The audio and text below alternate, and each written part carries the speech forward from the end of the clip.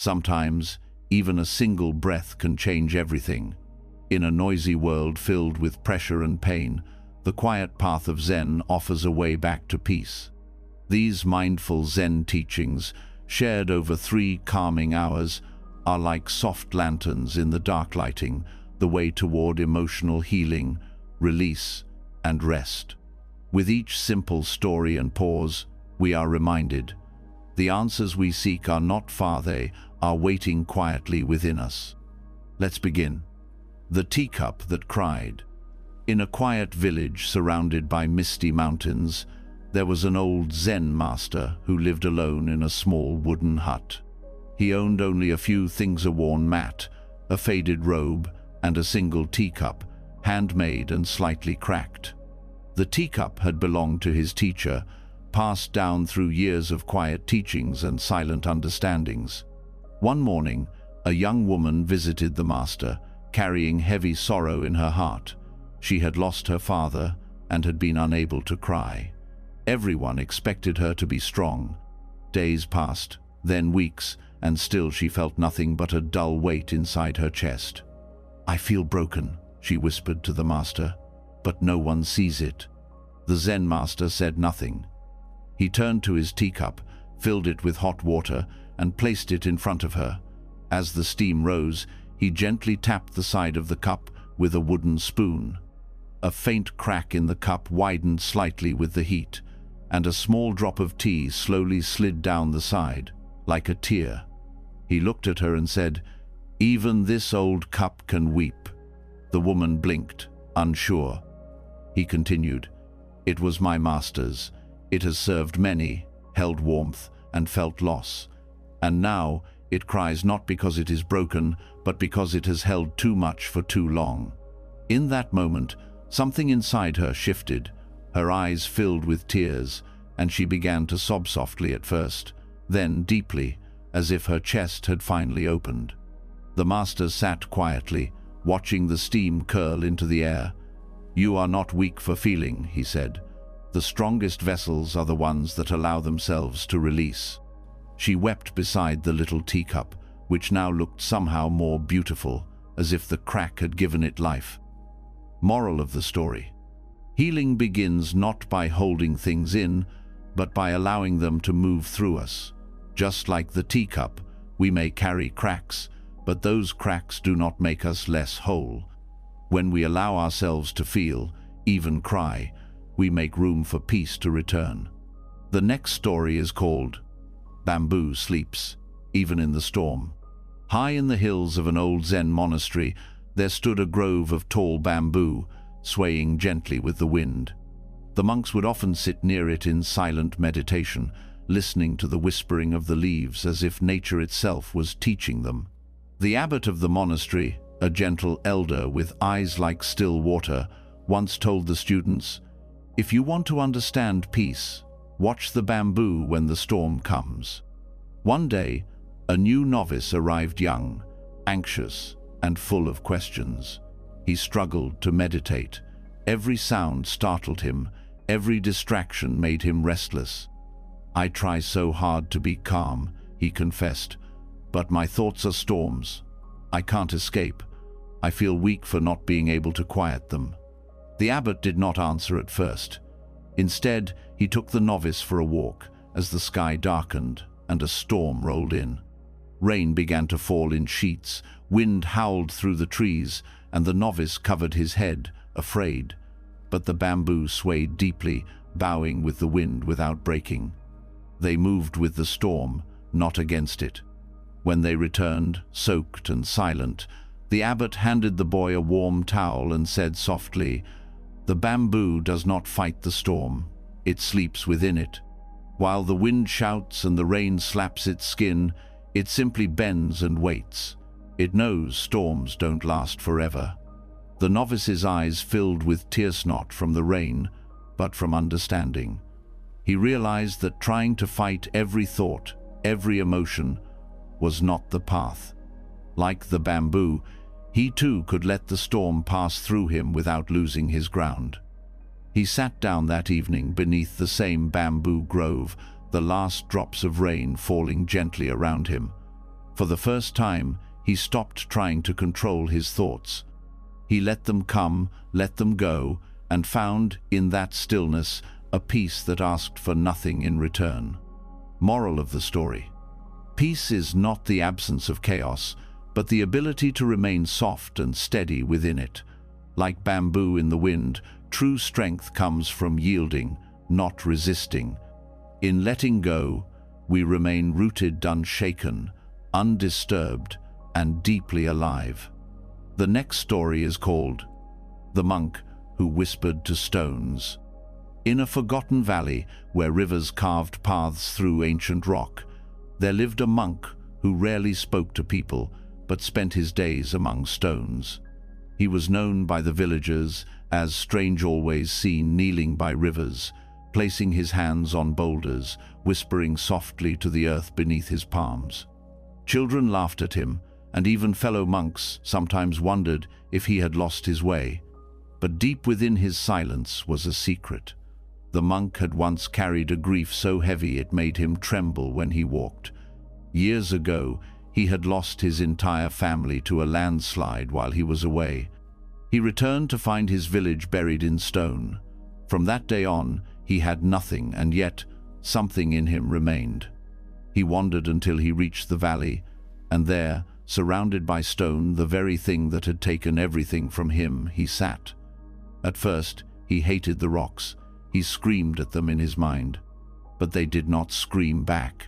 They only sat, unmoving, unchanging, and somehow that steadiness calmed him. So he began to speak to them, not with anger, but with gentleness. Slowly, over the years, those stones became his refuge. One morning, a young monk visited him. "Why speak to things that cannot answer?" he asked, puzzled. The old monk smiled and placed his hand on a warm, flat stone beside him. "These stones do not speak in words," he said, "but they hold pain without breaking. They hold time without rushing, and they hold silence better than any of us. When I whisper to them, I am really whispering to the part of me that needs to be heard." The younger monk sat down beside him. He too placed his hand on a stone. It was cool at first, but grew warm beneath his fingers. In that quiet, he began to understand. We often need something that will not try to fix us, explain us, or change, usually hold us without moving away. Moral of the story: healing does not always come from answers, but from being held gently, silently, without judgment. Even in stillness, the world can listen. And sometimes, all the soul needs is the patience of a stone to remember it is not alone.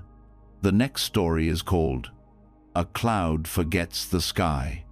Far above the mountains, in the ever-changing sky, there drifted a single cloud. It had once been part of the vast, endless sky, open, peaceful, and free. But over time, the cloud began to feel separate. As it moved and changed, it forgot where it had come from.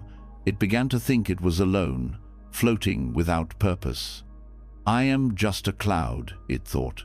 Small, temporary, always moved by the wind.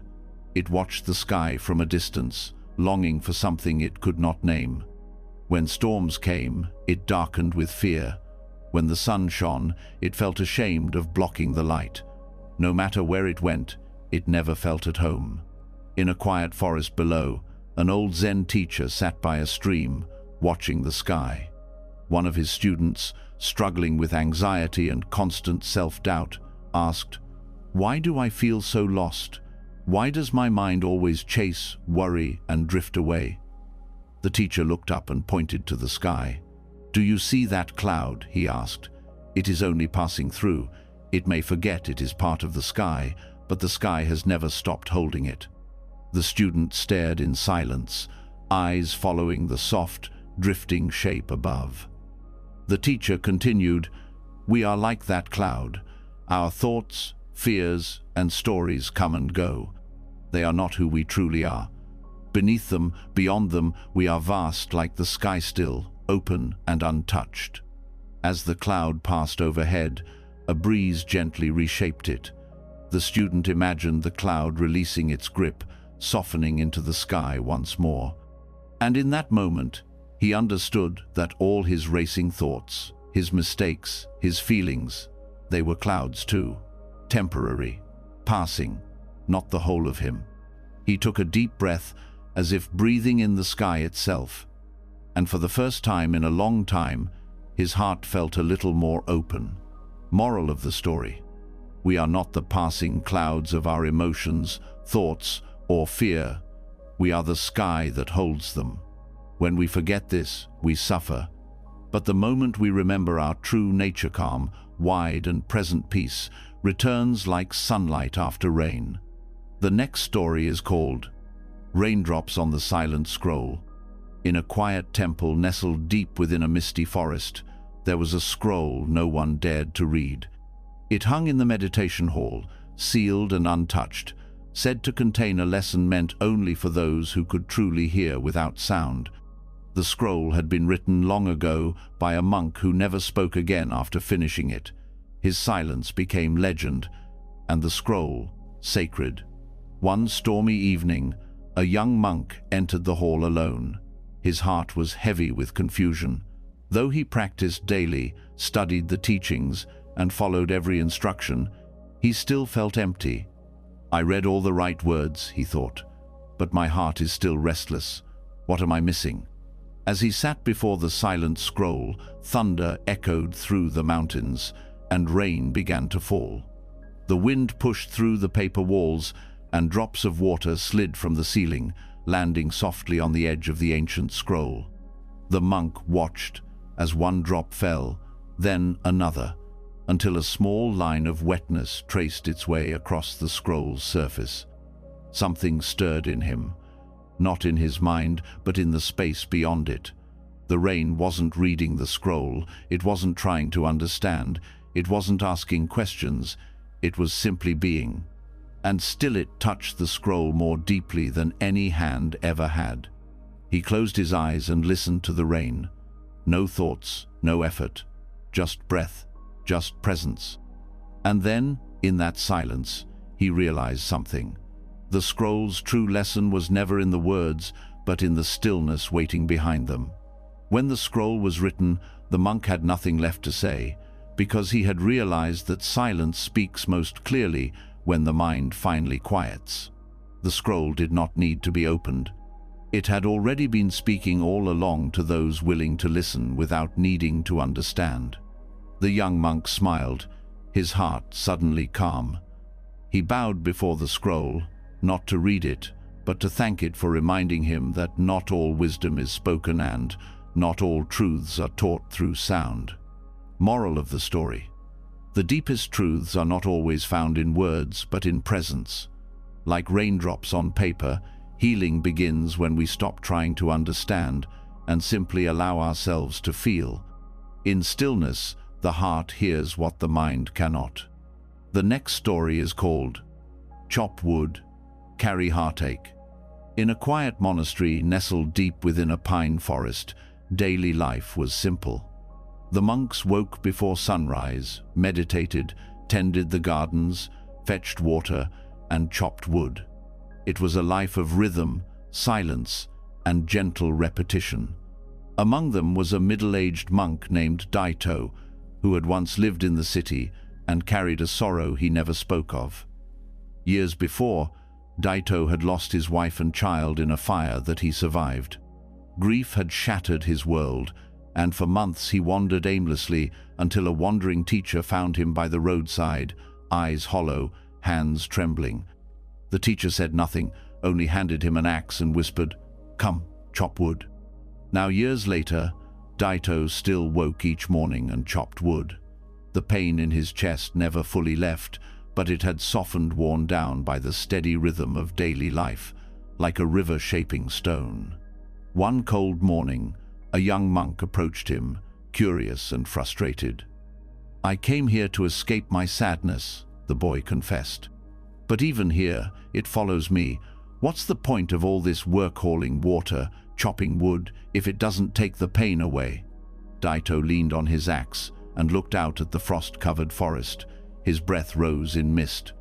"When I first came here," he said slowly, "I hoped to forget my grief, but I learned something else instead. Pain doesn't disappear because we run from it. It quiets when we learn to carry it with care." He handed the boy the axe. "Some days I chop with joy, some days I chop with sorrow, but I always chop, because in the movement, in the breath, in the act of doing, I remember I am still here." The boy took the axe and struck the wood. The sound echoed through the trees. For the first time, he didn't try to push the sadness away. He let it swing with the axe, fall with the wood, and settle like snow. Moral of the story: grief does not vanish, it changes form. In simple acts, we make space for sorrow without being ruled by it. To heal is not to forget, but to live fully while carrying the weight gently. One breath, one task, one moment at a time. The next story is called The Crane Who Waited 1,000 Years. Long ago, beside a quiet lake hidden in the folds of snow-covered mountains, there lived a white crane. She was graceful, silent, and still as moonlight. Each morning, she stood by the water's edge, never flying, never hunting, never leaving. The villagers who passed by began to wonder why such a strong bird would remain in one place for so long. One boy, curious and kind, would visit her every day. As the seasons passed, he grew from a child into a young man. Still, the crane stood in the same spot watching the sky, waiting. One day he sat beside her and whispered, "Why do you never fly? Don't you long to leave?" The crane turned her head slowly, her eyes reflecting the still lake. Though she could not speak, he heard the answer in his heart. Long ago, the crane had flown across oceans and valleys, through thunder and war, joy and sorrow. But during a terrible storm, she had lost her flock of family and had searched for them endlessly.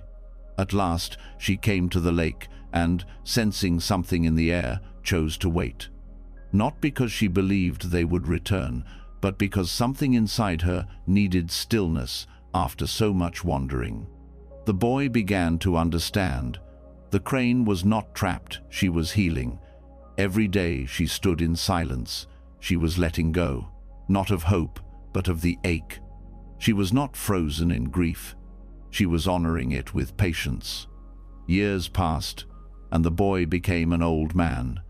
Still, the crane waited by the lake. Then, on a soft morning, as mist curled above the water, another white crane appeared.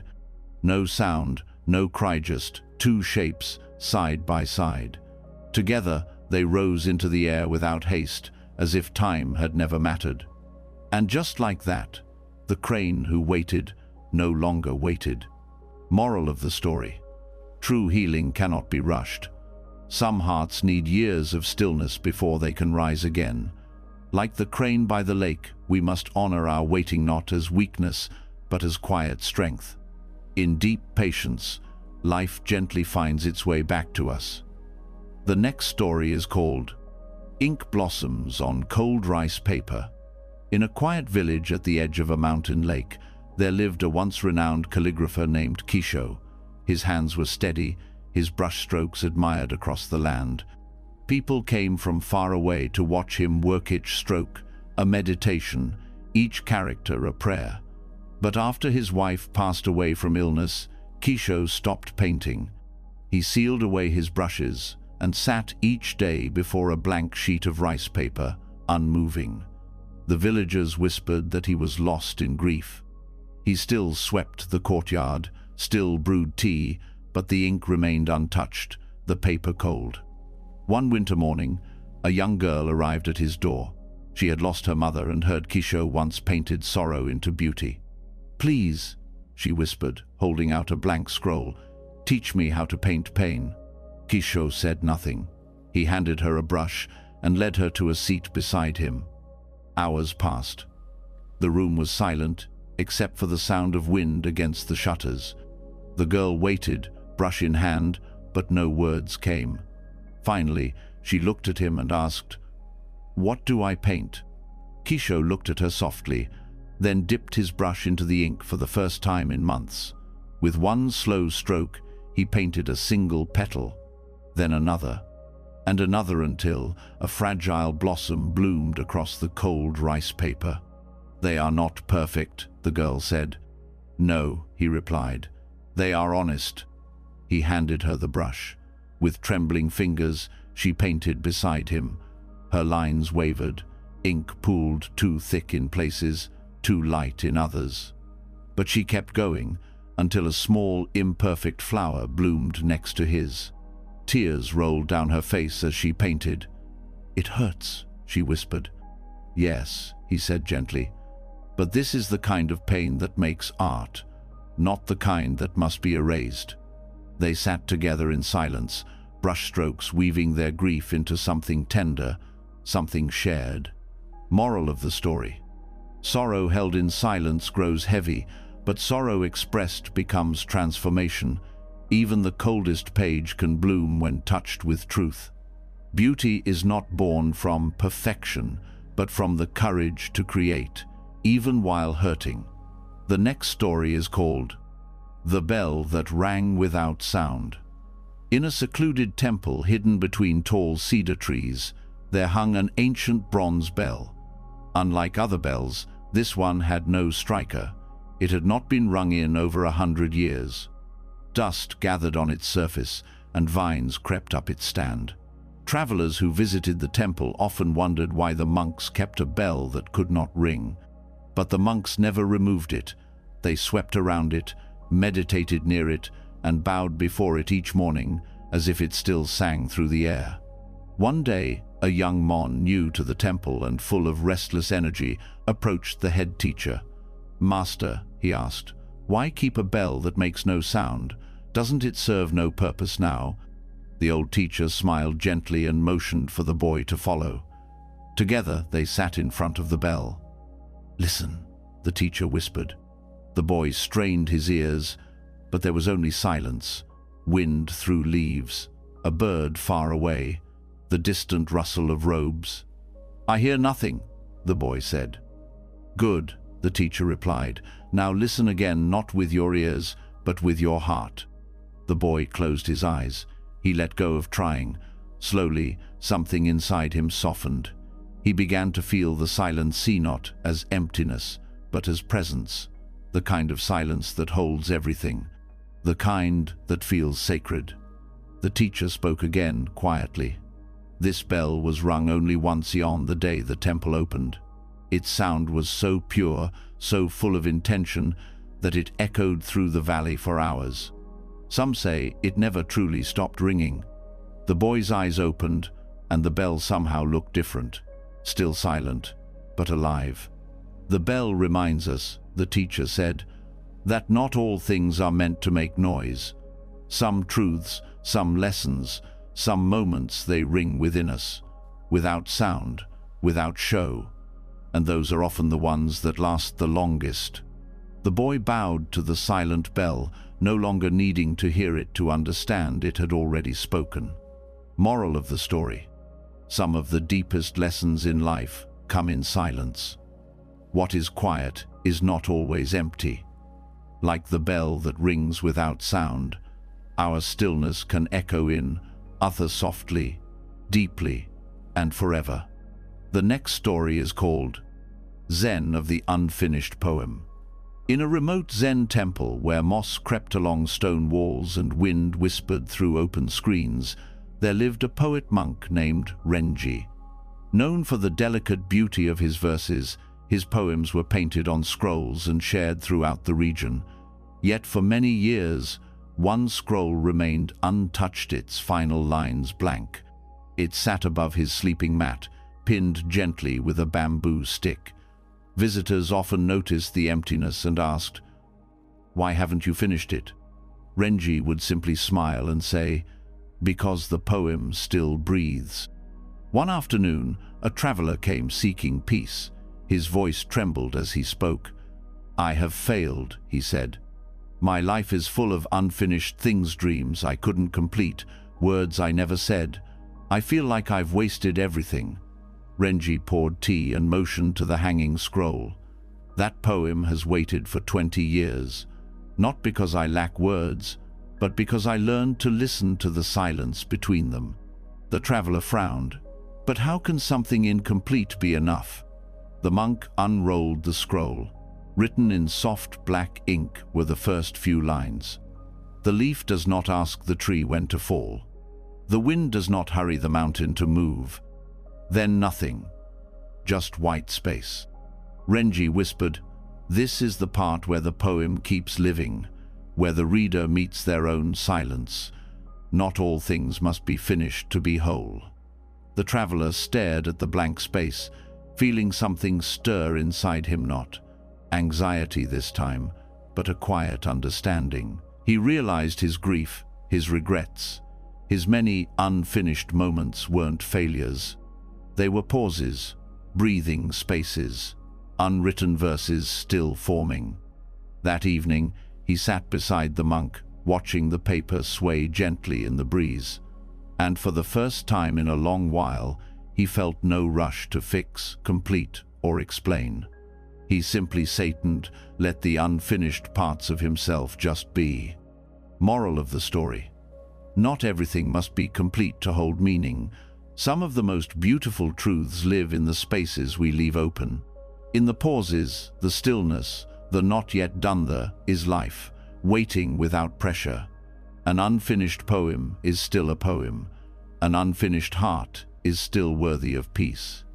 The next story is called The Candle That Melted Anger. In a small village, where the winters were long and the nights often too quiet, lived a monk known for his temper.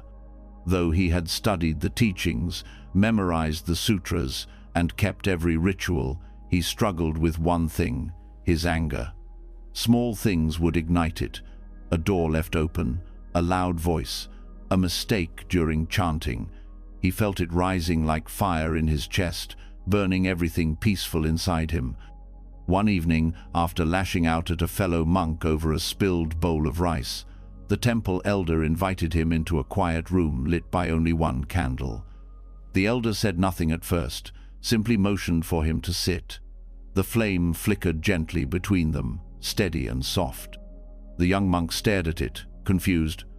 "Why am I here?" he asked. The elder replied, "This candle has one task to burn, gently until it becomes nothing.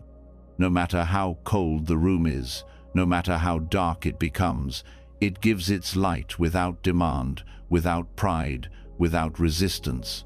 And when it has offered all it can, it disappears without complaint." The monk shifted uncomfortably. "But I'm not a candle," he said, almost defensively. "No," the elder said, "you are a fire that does not yet know how to warm." They sat in silence. The candle's wax began to melt slowly, its light calm and unwavering. The monk watched as the flame danced, not wildly, but with patience. There was no struggle in the flame, no tension, no anger. It simply did what it was made to do, offer light, then let go. Hours passed. The monk's breathing slowed. Something in him softened. He saw that his anger had been a flame out of control, burning not only others, but himself. He had wanted to be heard, to be respected, to be right. But like a candle, he could simply be, and let that be enough. The next morning, the candle was gone, only a puddle of wax remaining. But in the monk's heart, a quieter flame had begun to burn, warm, gentle, and forgiving. Moral of the story: anger is a flame that consumes, but peace is a candle that melts it away. When we choose softness over fury, patience over pride, we light a path not only for ourselves, but for others lost in the dark. The next story is called Wind Through the Abandoned Temple. High in the mountains, far from villages and footpaths, there stood an old temple crumbling quietly into the earth. Its roof had caved in places, moss covered the once golden statues, and vines curled around the broken bell tower. No monks had lived there for years. Birds nested in the rafters. The wind came and went freely, whistling through cracked doors and empty halls. One day, a tired traveler stumbled upon the temple. His heart was heavy with shame. He had made choices he could not undo, betrayed someone he loved, spoken harshly, lived selfishly for years. "I do not deserve peace," he whispered aloud as he sat down inside the broken shrine. "I ruined what mattered most." The wind entered through a hole in the roof, brushing against his skin like a quiet breath. A single leaf drifted in and landed beside him. Then silence, deep and soft. He stayed there for hours, expecting guilt to rise again. But instead, he felt something else space, a strange stillness. The wind moved gently through the temple, not disturbed by its cracks, not avoiding the broken places. It passed through as if nothing was wrong. The traveler looked around and saw the truth. The temple was not beautiful because it was holy, it was beautiful because it was honest. It didn't pretend to be untouched. The damage was real, but so was the peace. That night, he slept beneath the stars where the roof once was. He didn't ask for forgiveness. He didn't beg for answers. He just let the wind pass through him the way it passed through the temple, with nothing to prove, nothing to hide. In the morning, he whispered, "Maybe I can begin again." And the wind, still soft and steady, seemed to say, "You already have." Moral of the story: broken places do not stop the wind from entering, they invite it in. Even in ruins, peace finds a way to breathe. You do not need to be perfect to be worthy of healing. Let the wind pass through. Let the silence speak. There is grace even in the places you thought you left behind. The next story is called "The Smile That Bowed Before Sorrow." In a distant village surrounded by fields of golden rice, there lived a woman known for her warm, gentle smile. Her name was Aya. Every morning she would greet neighbors with kindness, offer food to passing monks, and sit by the river to meditate as the sun rose. People believed her life was untouched by sadness, as if peace had chosen her and never left. But what they did not know was that Aya had once lost everything: her husband in a flood, her child to illness, her home to fire. Years ago, when grief had first struck her, it shattered her. She had cried for days until her voice vanished, and for weeks until her tears dried into silence. The villagers remembered the sorrow, but over time, only her smile remained. One day, a young man came to her. He had lost his father and felt like the weight in his chest would never lift. "How do you smile?" he asked, eyes red, voice broken. "How do you live without anger toward the world?" Aya didn't answer with words. Instead, she offered him tea and sat with him beneath a tree where leaves trembled in the wind. After a while, she said softly, "I don't smile because I've never known sorrow. I smile because I have. I bow to my grief every day. I sit with it, breathe with it, and it has become part of Menno, my enemy but my teacher." She looked at the river, her eyes distant but calm. "When sorrow first visited me, I tried to fight it, to run. But sorrow doesn't want to win, it wants to be seen. Once I bowed to it, it softened. And in that quiet space, a small smile returned, not from forgetting, but from understanding." The young man wept not from despair, but because her words gave him permission to feel without shame. She reached out, touched his hand, and smiled. Not a smile that demanded happiness, but one that offered presence. Moral of the story: true peace is not the absence of sorrow, but the love we choose to meet it with. A real smile does not deny pain, it bows to it, honors it, and through that becomes a light for others still learning how to feel. The next story is called "No Footprints in the Fog." In a village where the mountains touched the sky, there were mornings when the fog rolled in so thick it felt like walking through a dream. Paths vanished, trees blurred into shadows. The world became soft, silent, and uncertain. On these mornings, the villagers would stay indoors, waiting for the mist to lift before going about their lives. But one old Zen monk did the opposite.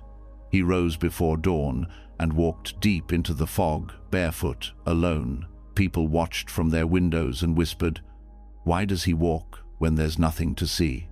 One day, a boy from the village gathered courage and followed him.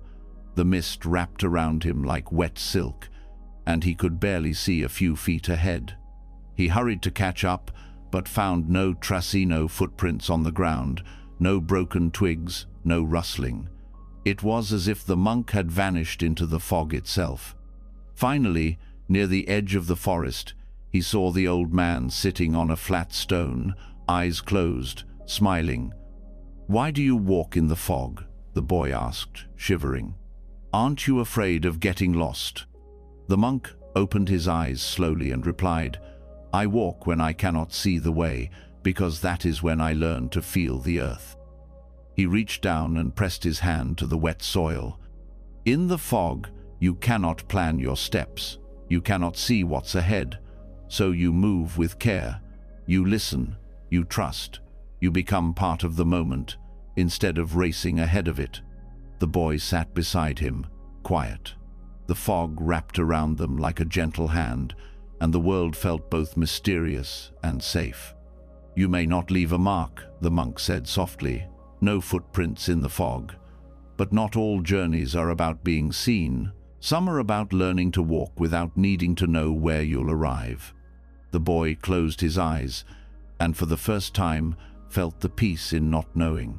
Moral of the story: not every path must be clear to be true. When life clouds over and direction fades, let presence guide you. In the fog, we walk softer, listen deeper, and begin to trust what cannot be seen. Sometimes, the invisible steps carry us home. The next story is called "The Feather That Balanced the Mountain." In a quiet region where mist rolled down steep cliffs and rivers carved deep valleys, there stood a mountain so vast and ancient that it seemed unshakable. Villagers spoke of it with reverence. They called it the Silent One, because no storm, no wind, no fire ever moved it. It had watched over the land for thousands of years, unchanged. But nearby, in a small hut on the mountain's lower slopes, lived an old monk whose heart was not as steady. Though he appeared calm to others, he carried deep heaviness inside regret, guilt, and grief from a lifetime of choices he could not undo. He had been a warrior once, before he took his vows, and the memory of the lives he had taken haunted him in quiet moments. He spent years in meditation, trying to find peace. But still, in the stillness, the mountain inside him felt too heavy, unmovable, cold, and full of sorrow. One morning, as he swept the temple steps, he noticed a single white feather drifting through the air. It landed softly on the edge of his broom. Without thinking, he lifted it and watched it balance on his palm. It was light, almost weightless, yet as he stared at it, something in him cracked open. He walked slowly to the peak of the mountain, feather in hand. There, he knelt and placed the feather gently on a rock. The wind stirred, but the feather remained for a moment before being lifted again into the sky. And in that simple moment, the monk understood.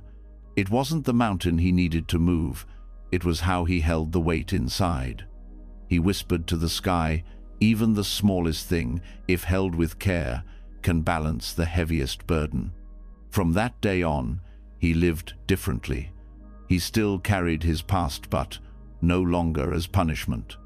He spoke softly, helped gently, and let others rest in his presence, as if they too were feathers finding a place to land.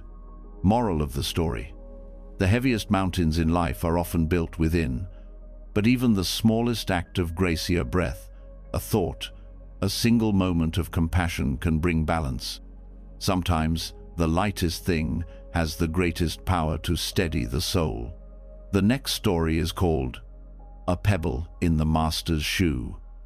In a quiet Zen monastery nestled between two rivers, there lived a master known for his calm presence and unwavering patience. Novices came from far and wide to study with him, hoping to learn the art of peace. They believed he had no anger, no doubt, no sorrow, only stillness like a deep lake. But what no one knew was that every morning, before walking the stone path to the meditation hall, the master would place a small pebble inside his left shoe. He walked slowly, with a slight limp. The students noticed but never asked. One day, a curious young monk finally found the courage. "Master," he said gently, "I see you limp each morning, though you seem strong and well. Why do you walk in pain?" The master removed his sandal and tipped it slightly. A single pebble fell into his palm. "This," he said, holding it up, "is the sound of my old grief." The young monk furrowed his brow. "But why do you keep it with you?" The master smiled, not with sorrow, but with understanding.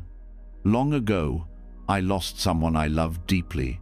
The pain was sharp than, dull than, silent, but it never left. I tried to escape it with meditation, with teaching, with silence. Nothing worked. So one day, I placed a pebble in my shoe to walk with the ache instead of running from it." He looked out over the misty garden. "At first, it hurt, but slowly, I began to notice the way I walked.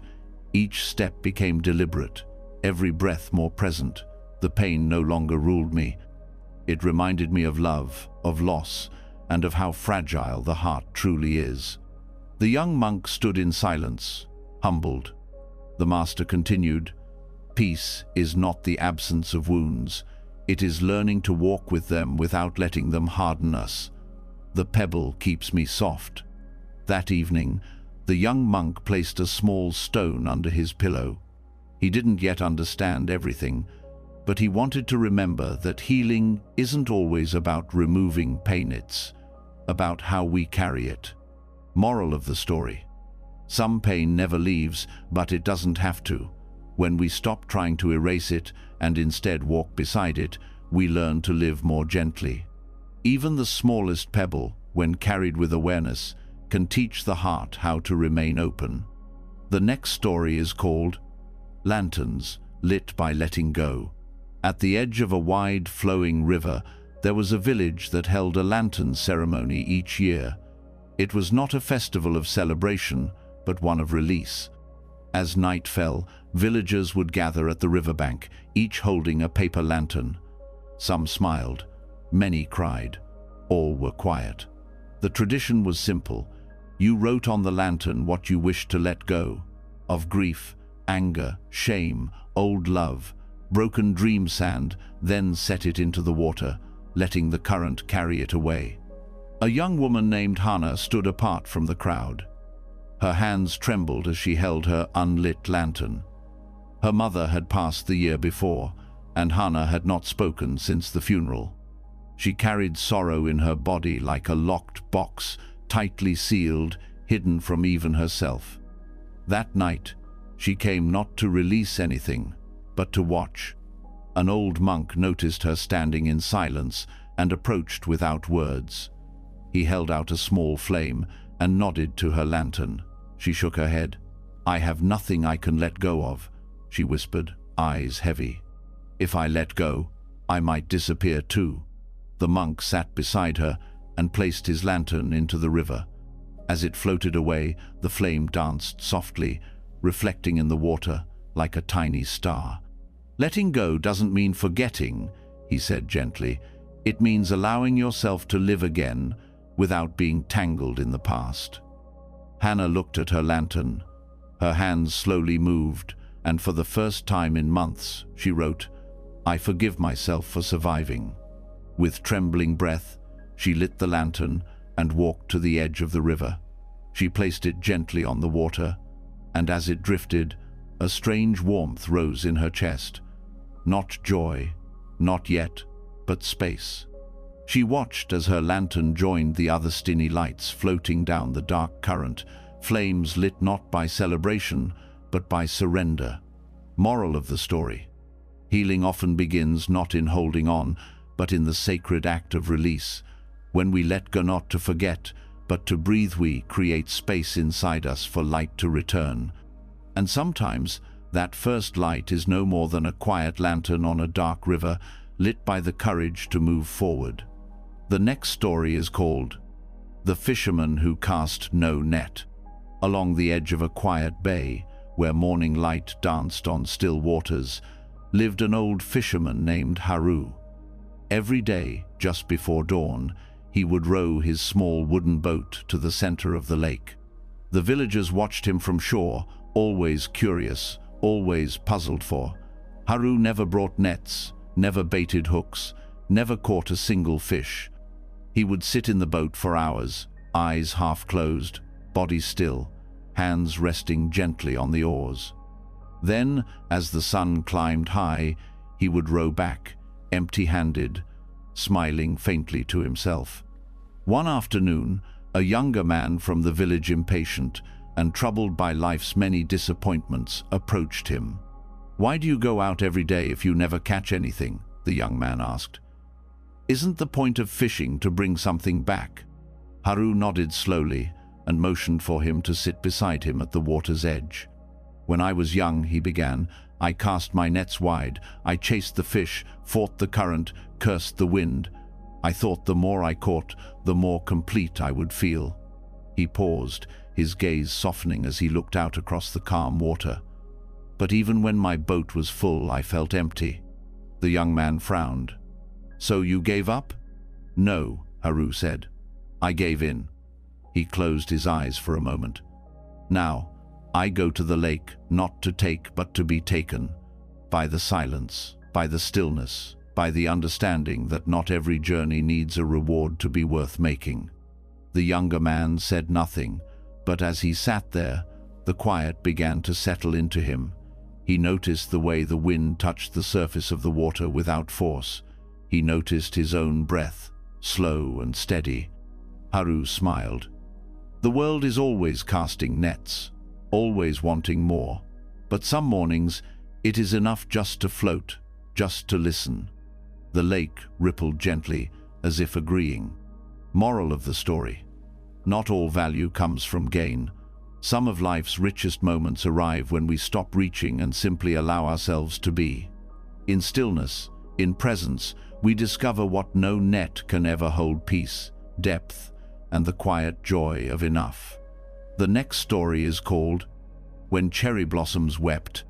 There was once a temple built beneath a grove of cherry trees that bloomed brighter than any others in the region. Each spring, petals would fall like pink snow, and people traveled from far away to sit beneath their branches in silence. The trees were said to bloom from a deep luva, love planted long ago by a monk whose story had nearly been forgotten. Generations earlier, that monk had tended the grove with quiet devotion. He was kind, gentle, and often seen smiling with the children who played near the trees. What no one knew was that he had once been deeply in love. Before his robes, before the silence, he had a beloved, a woman whose laughter echoed in the very soil. When illness took her suddenly, his world shattered. He did not cry, not once. Instead, he came to the cherry grove where they had walked together, and he planted new trees in her memory. Year after year, he poured his grief into the roots, watering them, not only with care, but with the sorrow he never spoke aloud. One spring, as he sat in meditation beneath the largest tree, the sky was unusually still. The petals had not yet begun to fall, though they were full and ready. Then, without wind, the first petal dropped onto his lap, and another, and another. The monks nearby noticed that the trees were shedding tears, petals falling slowly, not from breeze, but from something deeper, as if the trees themselves were weeping. The monk looked up, his face pale with stillness, and finally his eyes filled with tears. Not loud, not sharp, just soft, unresisting sorrow, like the petals that now lay around him. The trees, they said, had held his grief until he could hold it himself. And from that day forward, when the cherry blossoms began to fall each spring, the villagers would say, "They are weeping not in sadness, but in remembrance." Moral of the story: grief held too long in silence becomes heavy. even for the soul. But when it's finally allowed to fall gently, without fear, it softens the heart, not breaks it.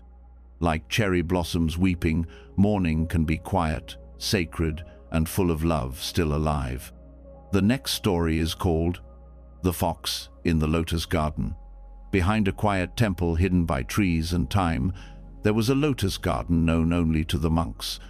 Each summer, the blossoms opened like soft lanterns above the still water, and the air filled with the scent of something ancient and kind.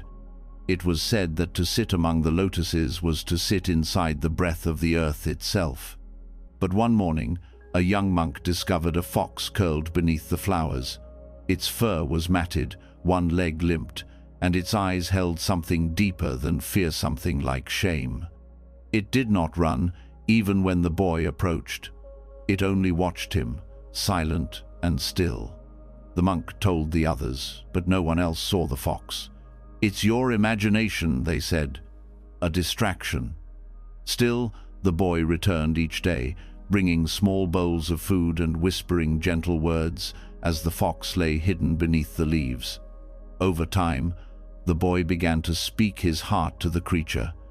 He told it of the anger he could not control, the envy he felt toward calmer monks, the guilt he carried from his past before joining the temple. The fox never moved, never answered. It only listened. One evening, the old master appeared beside him. "Why do you return to this spot each day?" he asked. The boy lowered his eyes. "I think the fox is me." The master did not laugh or scold. He knelt and placed a hand on the boy's shoulder. "The lotus grows from mud," he said.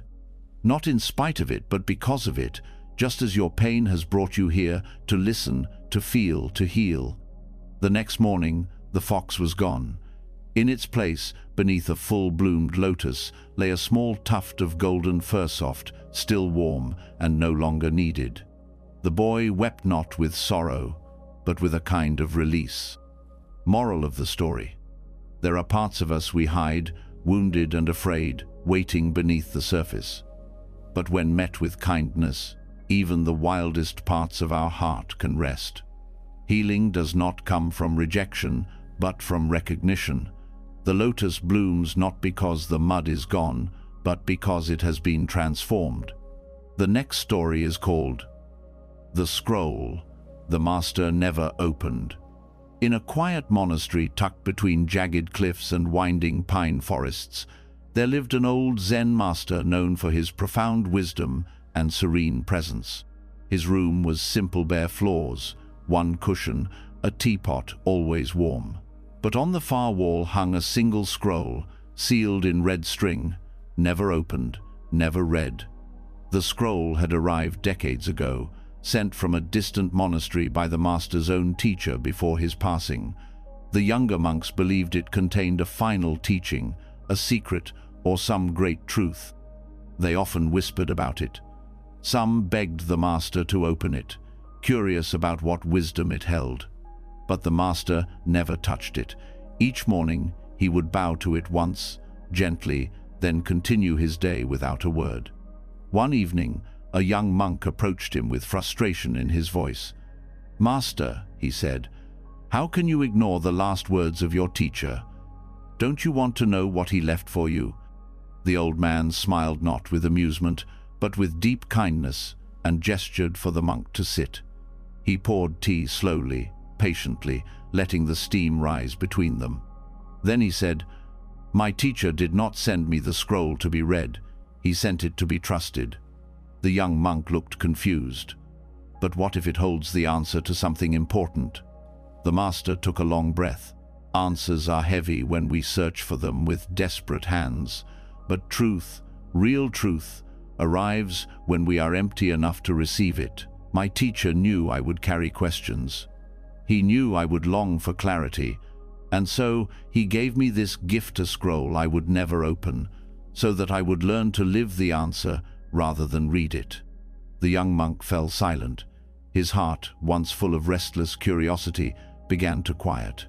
He understood then that not every question needs a reply, and not every teaching is meant to be explained.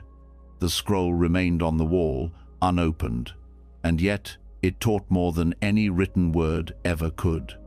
Moral of the story: some truths are not meant to be read, they are meant to be lived. In the silence of unanswered questions, we often find the clearest wisdom. Trust is sometimes the final lesson, and letting go of needing to know is where understanding begins. The next story is called Breath of the Lost Crane. Long ago, in a quiet valley wrapped in fog and soft pine trees, a lone crane wandered far from its flock. Weakened by a broken wing, it could no longer fly, and the sky it once danced through became only a memory. It lived in silence near a mountain stream, moving carefully, unsure of where it belonged now. A nearby monastery sat above the stream, where monks practiced walking meditation, each step slow, each breath deep. One day, a young monk noticed the crane from the path. It stood still in the water, its reflection trembling in the current. Something about the bird's stillness reminded him of his own heart, restless, uncertain, afraid. That evening, he asked the master, "What becomes of something meant to fly when it can no longer rise?"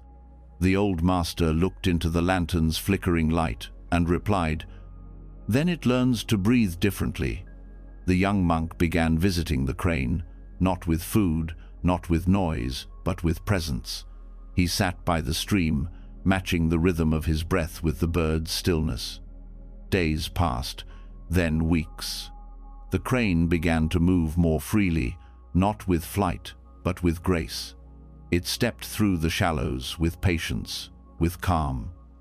One morning, as snow began to dust the pines, the young monk found the crane standing beside him. It exhaled long and quiet before slowly walking away, deeper into the trees. It did not fly. It did not need to. It had become something else.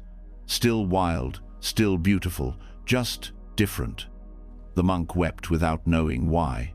Maybe because the crane hadn't healed the way he expected. Maybe because it hadn't needed to. Maybe because he saw that some things break and stay broken, but still find a way to move with dignity. Later, the master said, "When we lose what we once were, we begin to uncover who we truly are." Moral of the story: not all healing means returning to what was. Sometimes it means becoming something new quietly, slowly, without wings but with wonder. Even when we can no longer fly, the breath remains. And in that breath, there is always a way forward. The next story is called A Pond Full of Forgotten Faces. In a deep forest far from any village, there was a pond so still it mirrored the sky. Birds came to drink from it. Leaves floated across it. But what made this pond different was something only the monks who lived nearby knew. It held reflections of the past. It was said that if you sat by the water long enough, in complete silence, you would see not your face, but the faces of those you once knew, people you loved, people you lost, even those you tried to forget. Some monks feared it, others avoided it. But one monk, young and quiet, came to the pond every day. He was not seeking visions. He came because his heart felt heavy with something he could not name. For years, he had buried emotions he didn't know how to hold: grief for a mother he barely remembered, shame for things he'd done before becoming a monk, and sadness for friends who had vanished from his life like wind through trees. At first, the pond showed only clouds. Then, on the 7th day, he saw a glimpse of his mother's face, young and soft, smiling the way he only half remembered. The next day, he saw an old friend he had betrayed, eyes full of silence. And then, he saw himself eyes wide, as he was before the pain. Tears filled his eyes, not from fear, but from the sudden presence of all he had pushed away. The pond wasn't haunting him. It was returning what he had lost, not to hurt him, but to free him. In its silent reflection, he met every version of himself he had hidden, every soul he had loved, and every wound he had refused to touch. He did not turn away. He stayed until the faces faded and only the water remained. That night, he walked back lighter, not because he had forgotten, but because he had finally remembered with love instead of fear. Moral of the story: what we avoid within ourselves does not disappear, it waits in silence, asking to be seen. Healing begins not by turning away, but by gently facing what we've forgotten. In remembering, we make peace with who we are and who we were all at once. The next story is called The Bowl That Asked for Nothing. In a remote temple perched between two cliffs, each monk carried a single item of great meaning. Some had beads passed down through generations, others kept worn sutras or wooden carvings from their teachers. But the most revered object in the temple was a simple clay bowl kept on the altar, bowl that belonged to no one and was used by no one. It sat there year after year, untouched, gathering dust and silence. New monks often asked, "Why do we honor a bowl that serves no purpose?" The master would only smile and say, "Because it asks for nothing." One day, a young monk named Sora came to the temple burdened with deep sorrow. He had lived in the city, chasing achievements, collecting praise, trying to fill the emptiness that followed him everywhere. But the more he filled his life, the more hollow he felt inside. Eventually, something inside him broke, and he left everything behind. At the temple, Sora struggled with silence. Meditation made him restless. Chores felt meaningless. His heart was loud, his regrets louder. He finally approached the master. "I've given up everything," he said, "but I still feel empty. I thought coming here would fix me." The master took him by the hand and led him to the altar. They sat in front of the bowl. "Look at it," the master whispered. "It holds nothing. It seeks nothing, and yet it is whole." Sora stared. The bowl had no carvings, no color, no shine, just plain, imperfect clay. And yet it felt peaceful. It didn't need to be admired or filled. It just existed, quiet, ready, unburdened. "In the world," the master said, "we are taught to always want to gather, to prove, to fill every moment. But true peace is like this bowl. It comes not from adding, but from asking nothing. And in asking nothing, it holds everything." Sora wept softly, not because he understood completely, but because for the first time, he didn't feel the need to become something else. He sat beside the bowl, and for once, his emptiness felt sacred. Moral of the story: peace is not found by filling what is empty, but by honoring the emptiness itself. When we stop grasping, striving, and seeking to be more, we return to the quiet wholeness that was never missing. Like the bowl that asks for nothing, we become ready to hold everything. The next story is called Echoes from the Empty Zendo. At the highest point of a mist-covered mountain stood a Zendoa meditation hall built entirely from wood and silence. For years, it had echoed with chants, footsteps, and the steady rhythm of bells marking the passing hours. But now, it was empty. The monks had long moved to a newer temple in the valley, and nature had begun to reclaim the space. Yet, the Zendo was not forgotten. One monk, old and quiet, returned there each year during the season of falling leaves. He brought no companions, no belongings, only his breath, and the silence he had once come to fear. This monk had once been the youngest in the temple. He was full of questions, distractions, and restlessness. While others sat in stillness, he would shift, sigh, and fidget. He believed meditation meant clearing the mind, and when he could not do it, he felt like a failure. Eventually, he left feeling unworthy, unfinished, uncentered. But years passed. Life taught him in ways silence had not. Grief, loneliness, unexpected joy, things he hadn't been ready to meet in the Zendo found him elsewhere. And with time, he began to understand that meditation wasn't about erasing thought. It was about becoming tender with whatever arrived. So now, each year, He returned to the empty zendo, not to conquer his mind, but to sit with it. Not to silence it, but to listen. And though no monks were there, no chants filled the air, he began to hear something deeper, the wind moving through the broken panels, a leaf drifting across the floor, his own breath, unjudged, unmeasured. One day, as he sat, he heard his younger self an echo, not of words, but of longing, and he smiled. The boy he once was had not failed, he had simply needed time. The zendo was empty, and yet it held everything. Moral of the story: silence is not an absence, it is a presence waiting to be heard. When we return to the places we once fled from, we often find they were never empty, only waiting for us to be ready. In stillness, even our echoes can become teachers. The next story is called The Broken Koto's Lullaby. In a small temple by the sea, where the wind often sang through the pine trees, there rested an old koto, a traditional stringed instrument on a worn wooden stand. Its lacquer had faded, 2 strings were missing, and one side was cracked where time had pressed too hard. No one played it anymore. It sat in the meditation hall like a forgotten memory. The younger monks often wondered why the abbot refused to repair it. "It's broken," they said. "It cannot make music." But the abbot only replied, "It still sings." One night, as rain tapped softly on the roof and the waves whispered against the shore, a young monk named Kaoru lay awake, restless. His heart ached with unspoken pain, memories of a home he left in anger, a father he never forgave, and words he never had the courage to speak. Silence pressed on his chest like stone.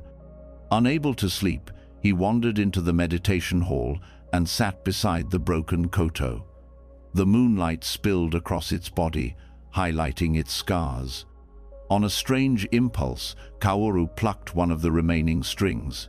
The sound was faint, uneven, but something about it reached into the aching parts of him.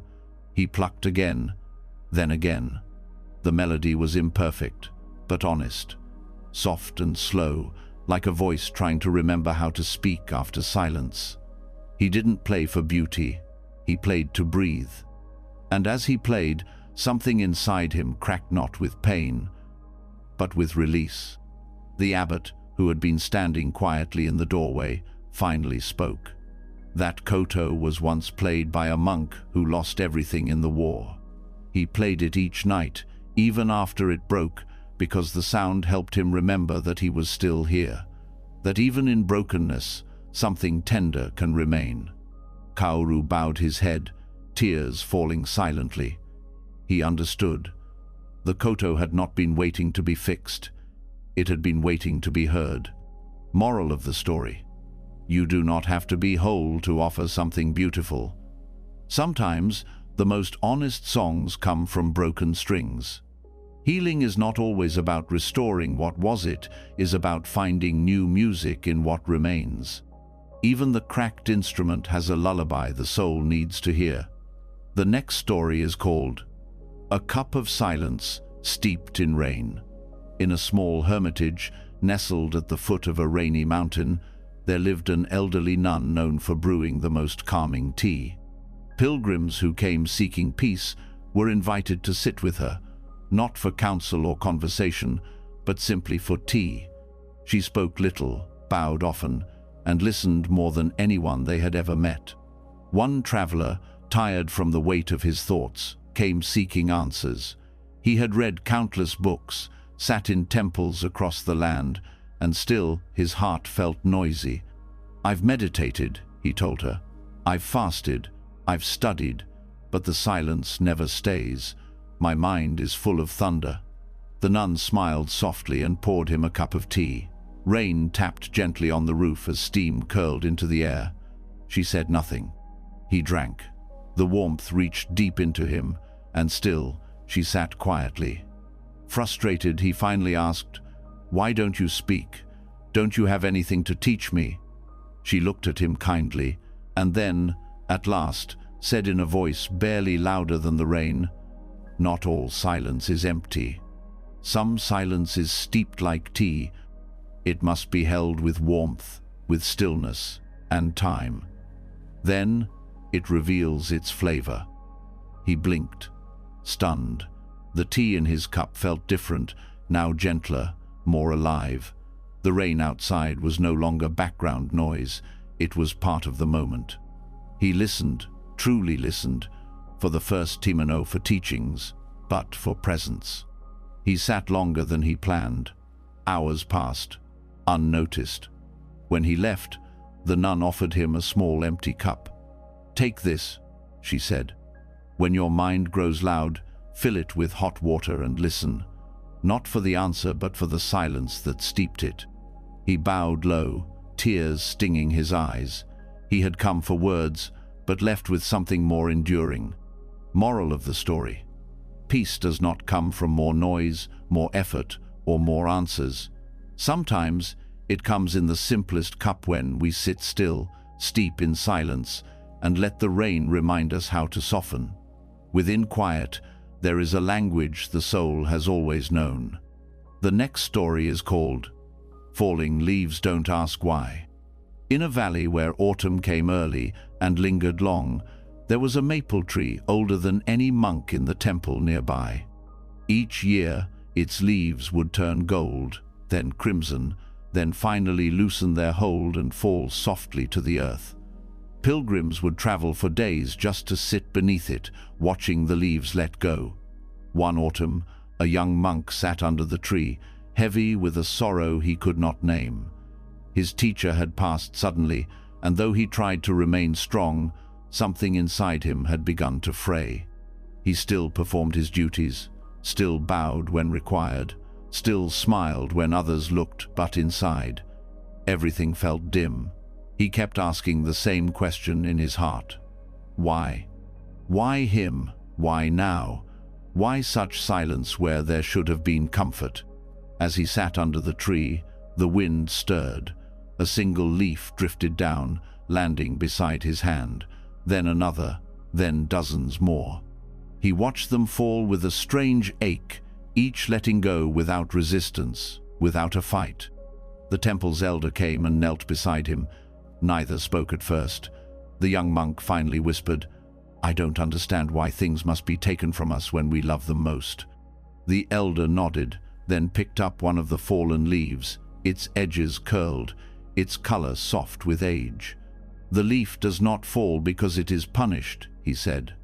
"It falls because the tree no longer needs to hold it." The young monk looked up, eyes blurred with quiet tears. "It is time," the elder continued, "and so it lets go, not with anger, not with regret, just with peace. Nature has never asked why, it only surrenders when the moment comes." They sat together for a while, watching the leaves continue to fall, and slowly the monk's breath deepened. He realized he didn't need to force an answer. He only needed to feel the weight of his grief, and then, in time, let it drift gently down, like the leaf beside him. Moral of the story: not all pain needs explanation. Sometimes the most honest healing comes not from asking why, but from allowing the heart to let go when it is ready.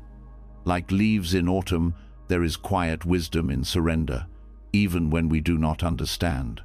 The next story is called The Cloak Sewn from Stillness. There once lived a tailor who had never spoken a word. He worked in a tiny shop at the edge of a quiet village, where the wind carried little but the rustle of trees and the hush of footsteps on earth. People brought him fabric, and he would sew their clothes with perfect care, but always in silence.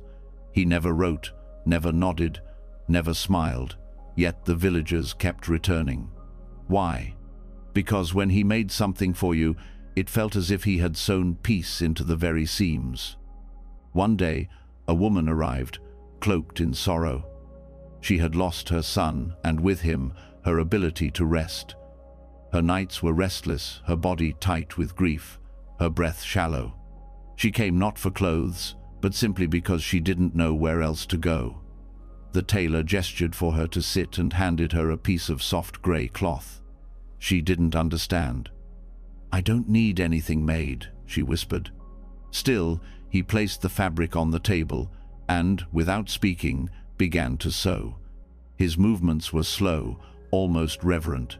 The needle dipped and rose, each stitch like a breath.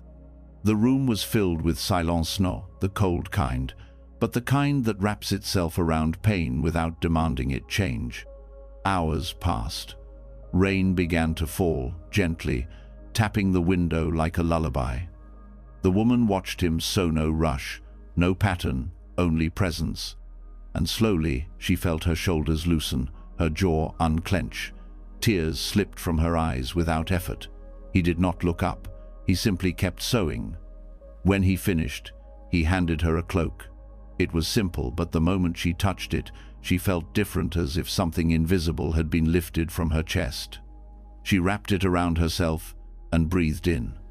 For the first time in many months, the breath went all the way down. As she left, she looked back at the tailor. He had already returned to his work. Still silent, still steady. Moral of the story: stillness is not nothing. It is presence without demand. Like thread in a cloak, it holds us gently when words cannot. In the quiet company of calm, even the most broken parts of us begin to mend. Peace is not always spoken. It is often sown. The next story is called Zen of the Spider's Paws. In a quiet corner of the temple garden, between two smooth stones and a patch of moss, a single spider wove its web. The monks rarely noticed it, except for Ani, an elderly nun who tended the garden each morning before sunrise. She moved slowly, gently, and always paused near the spider's resting place, watching without disturbing. One day, a young monk sat nearby, his brow furrowed, fingers twitching with unrest. He had grown tired of meditation. "I can't stop thinking," he confessed to the nun. "My thoughts keep pulling me in all directions. I sit still, but nothing inside me is still." The nun knelt beside him without speaking. She pointed to the spider in the corner. It had stopped moving. Its legs stretched gently outward, body held in perfect stillness in the center of its web. "Watch," she whispered. Minutes passed. The spider did not move. Wind stirred the web slightly, but the spider remained still, neither tense nor asleep. It was fully aware, but not in action. Fully present, but not reacting. The monk grew restless again. "It's doing nothing," he said. The nun smiled. "Exactly." She gently placed her hand on the moss beside them. The spider does not spin all day. It does not chase the wind. It weaves with care. Then it waits. In its pause, it listens. It rests. It watches, not because it is lazy, but because it knows. Movement without mindfulness is wasted, and stillness is not the absence of action, it is the source of it. The monk blinked. He looked again at the spider, which now began moving with a quiet grace, adjusting a thread, mending a corner. No hurry, no panic, just presence. That day, when he sat to meditate again, he stopped trying to push away his thoughts. He simply paused like the spider and allowed himself to rest inside the web of this moment. Moral of the story: stillness is not doing nothing, it is listening deeply. Like the spider that pauses before weaving again, we too must learn to rest, to feel, to wait without fear. In the pause, wisdom awakens, and from that quiet, right action naturally follows. The next story is called The Tree That Dreamed of Falling. On the edge of a steep cliff, far above the noise of the world, grew a tall, ancient tree. Its branches stretched wide into the sky, and its roots reached deep into the rock below. From the outside, it looked strong, untouched by storm, unmoved by wind, steady and proud. Birds nested in its limbs, travelers rested in its shade, and monks often meditated beneath it, admiring its stillness. But deep within the tree, something stirred. For many seasons, it had held itself upright, resisting the pull of time, age and exhaustion. Yet in the silence of night, when no one watched, the tree would dream of falling not out of fear or despair, but from a quiet longing to rest. It remembered when it was a sapling, bending easily with the breeze. Back then, it had no need to prove its strength, but as it grew, others depended on it. It began to believe it had to hold everything: wind, weight, expectations. So it stood tall, even when it was tired. One day, an old monk sat beneath it and whispered, "You do not have to carry what you were never meant to hold." He closed his eyes and placed a wrinkled hand on the trunk. Even trees must return to the earth one day, not as defeat, but as surrender to a different kind of life. The wind rose, and a deep creak echoed from the trunk. The tree did not break, but something inside it softened. A single leaf, aged and golden, let go of the branch and floated gently to the ground. It was the beginning. Over the weeks, more leaves followed. The tree didn't fight the wind, it leaned into it, not collapsing, but allowing, letting go not of life, but of resistance. And in that letting go, it felt something unfamiliar: peace. As winter came, the tree stood bare but unburdened. For the first time, it rested, not fallen, but rooted in a new kind of strength, in stillness, in surrender. Moral of the story: true strength is not in holding on forever, but in knowing when to release. Even the tallest tree must bow to time. When we let go of what no longer serves us, we do not fall, we return to ourselves, gently, like leaves on the wind. The next story is called No Door in the Mind's Temple. High on a misty ridge where clouds touched the earth, there stood a temple unlike any other. It had no gates, no walls, no door, just an open space, a roof held up by wooden beams, and a stone altar at its center. Travelers often passed by without noticing it, mistaking it for an unfinished ruin. But those who stayed, even for a moment, felt something shift inside them, as if they had walked into a presence both ancient and alive. One day, a wandering student came upon the temple. He was tired, weary from chasing answers across mountains and scrolls, carrying the weight of too many teachings and too little understanding.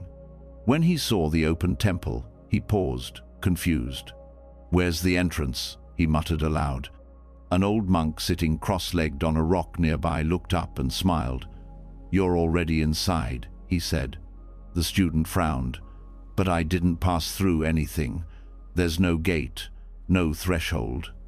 The monk nodded gently. "That's the teaching." The student sat beside him, frustrated. "I've studied for years. Still, my mind is restless. I keep searching for the right words, the right practice, the right door to peace." The monk pointed to the temple's altar, bare, quiet, still. "There is no door to what you already are. Peace is not found by crossing into some hidden place. It's when you stop running, stop knocking, and simply sit where you are, as you are." The student's chest tightened. His whole life had been movement toward, away, around. And now, this man was saying the search had been unnecessary, that there was never a locked gate, never a hidden key, only the belief that something was missing. Tears welled in his eyes, not out of sadness, but out of quiet relief. He looked again at the open temple, and for the first time, it felt full of space, of breath, of presence. He bowed his head, not to enter, but to remain. Moral of the story: the peace we seek has no doorway because it has never been outside us. The temple of the mind needs no entranceit, is built of presence, not walls. When we stop seeking and simply arrive, we realize we were always home. The next story is called The Parable of the Sleeping Flame. In a remote monastery carved into the mountainside, there was a single flame that had burned for over 100 years. It lived within a stone lantern in the center of the meditation hall, carefully tended by the monks, passed from one generation of caretakers to the next. This flame was not worshipped, but it was Honoradas, a symbol of the light within, the fire of awareness, and the spirit that endures. One winter, an apprentice monk named Toma was assigned to guard the flame. He was young, eager, and afraid of failure. Each night, he checked the oil 5 times, trimmed the wick, protected the glass. He watched the flame constantly, terrified it might go out under his care. But one morning, after a bitter night of wind and snow, he awoke to silence. Rushing into the hall, he found the lantern cold. The flame was gone. His heart dropped. He ran to the head monk, breathless and ashamed. "I failed," he said, tears in his voice. "The flame is out." The elder looked at him calmly, then smiled gently. "No," he said, "it is not gone. It is sleeping." Toma was confused. "But there is no fire." The master nodded. "Even the strongest flame must rest. It is not the end. It is a beginning." He led Toma outside into the snow-covered courtyard where the sun had just risen. "Do you see this light?" the master asked. "It was never inside the lantern alone. The true flame is not what we watch with our eyes, but what we carry when we think it has gone." Together, they relit the lantern. The new flame flickered softly, warming the cold glass. In the days that followed, Toma stopped fearing the flame's disappearance. Instead, he tended it with care, not control. He understood that peace, like fire, does not need to burn constantly to exist. Sometimes it sleeps, and that sleep is sacred. Moral of the story: we often panic when our light fades, when joy quiets, when purpose dims. But even flames must rest. Stillness is not the end of warmth, but a pause in its rhythm. Trust that the light within you is never gone. It only sleeps, waiting for gentle hands to wake it. The next story is called The Water Wheel of Regret. In a quiet mountain village, a wooden water wheel turned slowly in the river that wound past the temple. It had been there for generations, spinning day and night, its rhythm as steady as the monk's breath in meditation. Villagers said it had once powered the old rice mill, but now it stood unused yet, never still. One monk, named Riku, would often sit by the wheel. He was not like the other. His eyes carried shadows. His steps were heavy. Before he came to the temple, he had lived a life full of choices he could not undo. He had lied, stolen, even hurt others. Though he wore robes now, his heart remained tangled in the past. "I regret everything," he once confessed to the abbot. "Even when I sit still, my mind turns like that wheel, always returning to what I should have done, what I cannot fix." The abbot did not respond immediately. He simply invited Riku to meet him by the river the next morning. At sunrise, they sat in silence. The water wheel turned gently beside them, droplets sparkling in the early light. The abbot finally spoke. "This wheel never stops," he said. "But it does not suffer. It turns not to punish itself, but because that is its nature. The river moves, and the wheel moves with it. No resistance, no shame." Riku stared at the turning blades, the soft creak of old wood echoing in the morning air. The abbot continued, "Your mind turns with regret because you are trying to stop what is already in motion. But regret, like the river, is just part of being human. You don't need to stop it. You only need to stop clinging to every drop as if it defines you." A breeze passed over the water. Riku felt it on his skin like forgiveness. "The wheel doesn't choose the water that touches it," the abbot said. "It only lets it pass." That day, Riku did not feel healed, but he felt softer, less afraid of the turning. Moral of the story: regret is a river, always flowing. We cannot stop it, but we can stop drowning in it. Like the water wheel, we can learn to turn gently, letting each moment pass without holding on to what we cannot change. Peace begins when we allow what was to simply move through us. The next story is called A Whisper Beneath the Incense. Smoke. In a small Zen temple nestled between rice fields and rolling fog, incense burned day and night. Thin trails of smoke rose into the rafters, curling through the air like soft thoughts unspoken. Each morning before sunrise, a quiet monk named Sora would light the stick, bow once, and sit in meditation as the smoke danced beside him. Sora had taken a vow of silence after losing his brother in a distant war. He had spoken his final words at the funeral and none since. The world to him had become too loud for words. So he chose to listen instead, hoping that in stillness, something inside him might begin to heal. The other monks respected his silence, but often wondered what lived inside it. Was it peace or pain? No one asked. Until one day, a young novice, new to the temple and full of questions, approached him after meditation.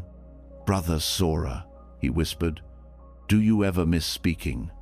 Sora opened his eyes slowly. He didn't answer at first. He simply took the still burning incense and held it between them. The smoke curled upward, silent but alive. Then, in a voice as soft as the wind that passed through the temple walls, he said, "I do not miss speaking. I miss being heard without needing to speak." The novice lowered his gaze.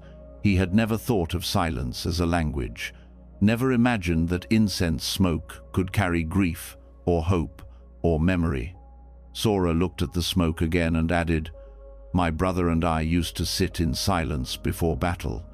We would burn incense together, and though we said nothing, I knew he understood me.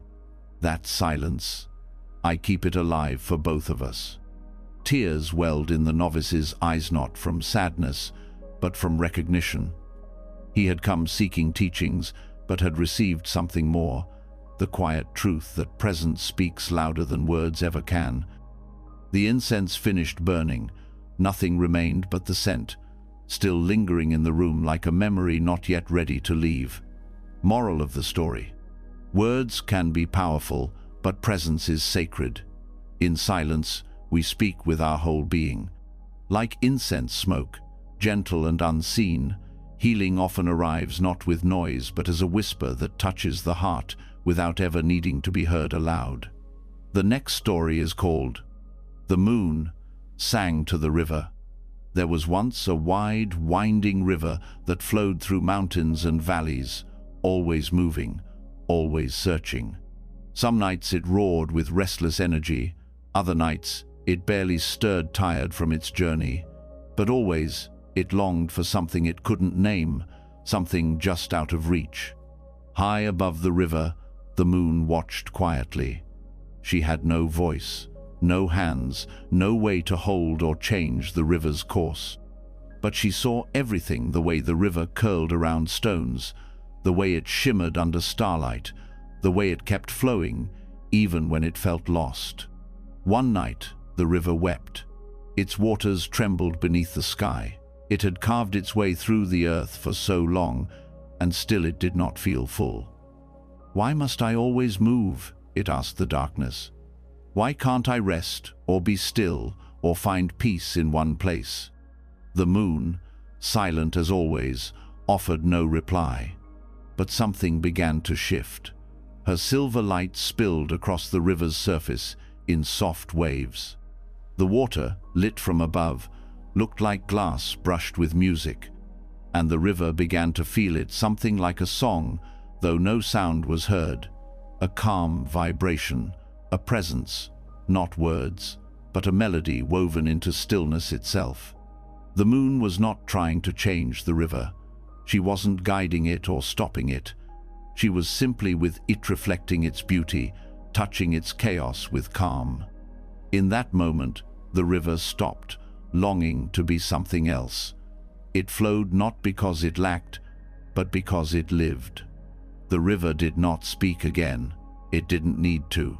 The moon kept shining, and the river kept moving, but now something between them had changed.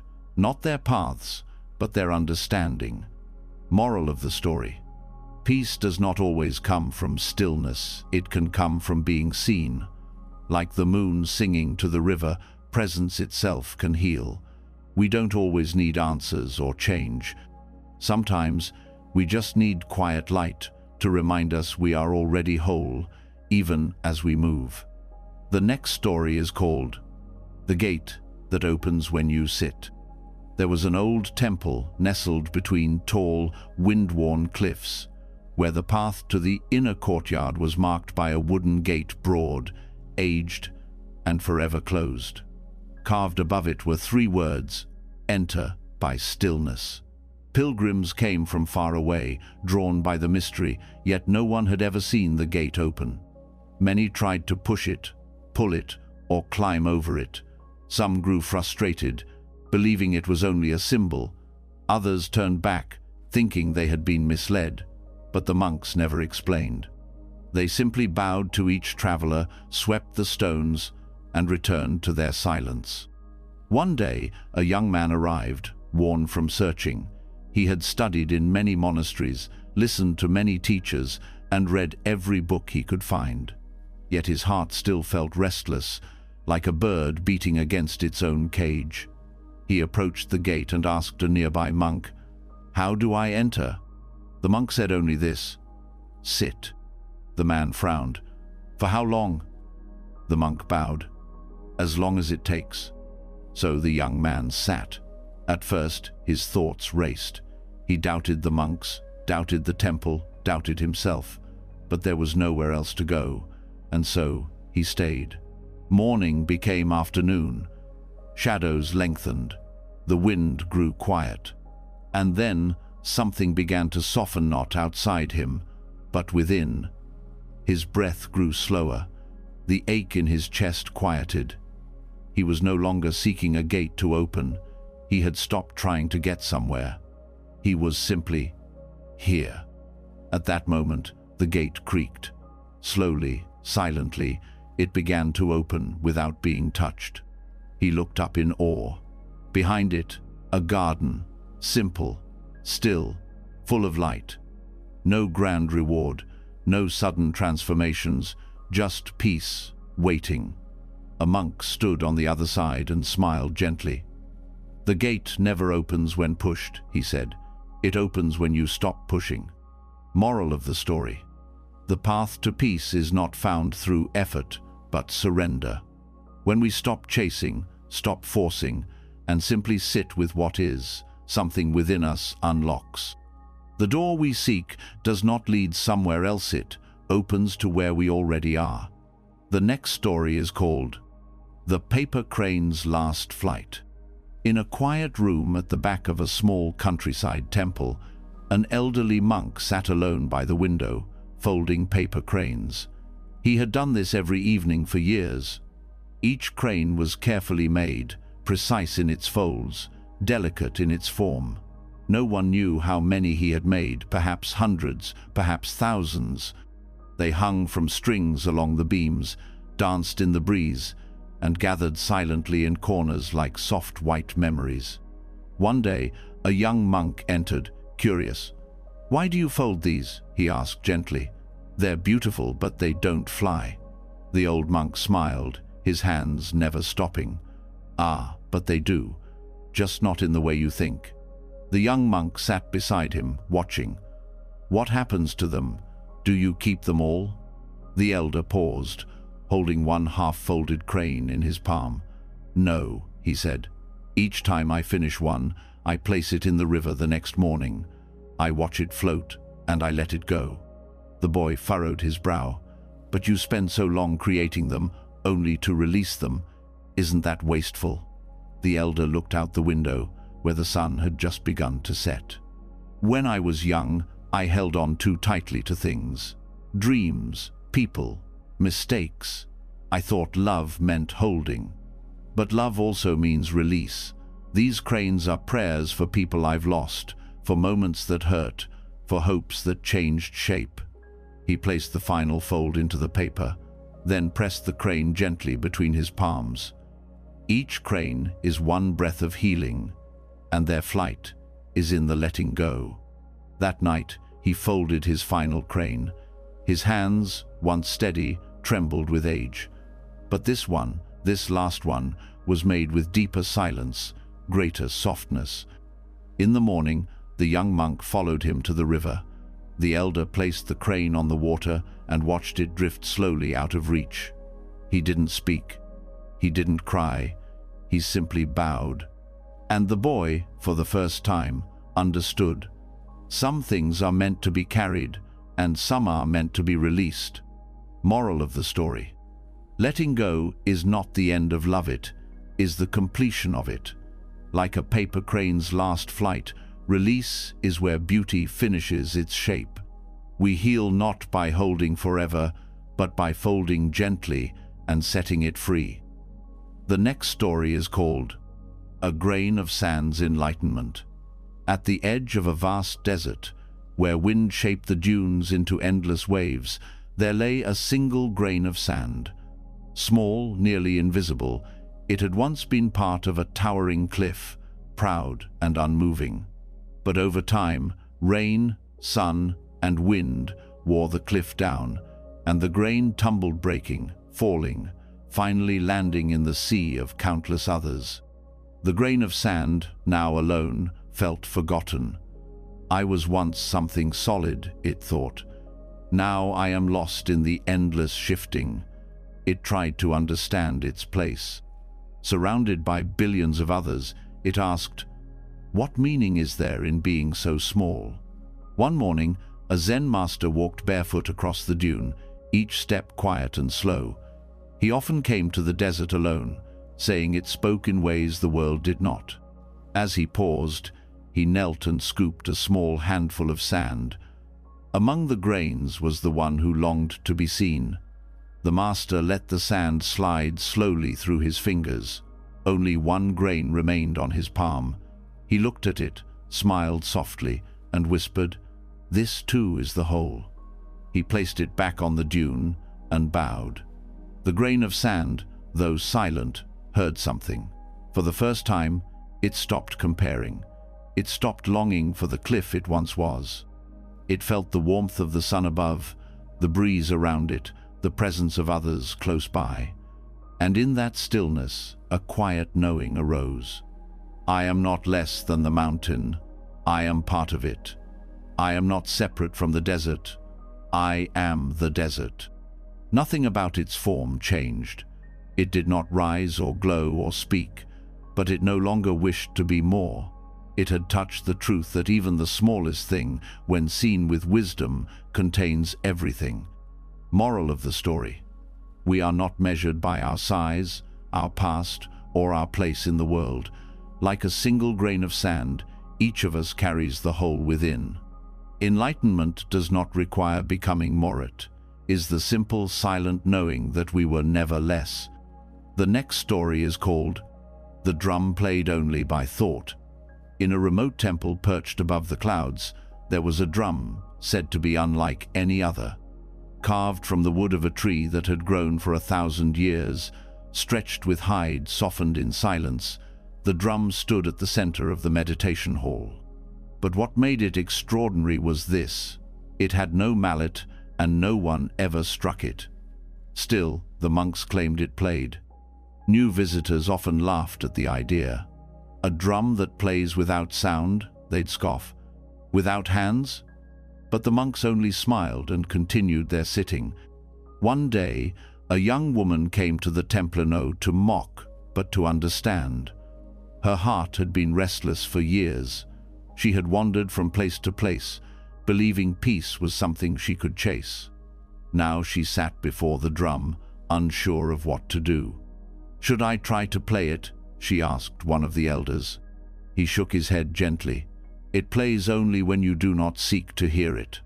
She furrowed her brow. "But how will I know when it plays?" The elder motioned for her to sit. "Close your eyes, and let your thoughts come, not like noise, but like wind passing through trees. When you stop trying to control them, listen closely, not with your ears, but with your being." And so she sat. At first, her mind was loud. Old memories surfaced, doubts, lists, the hum of effort.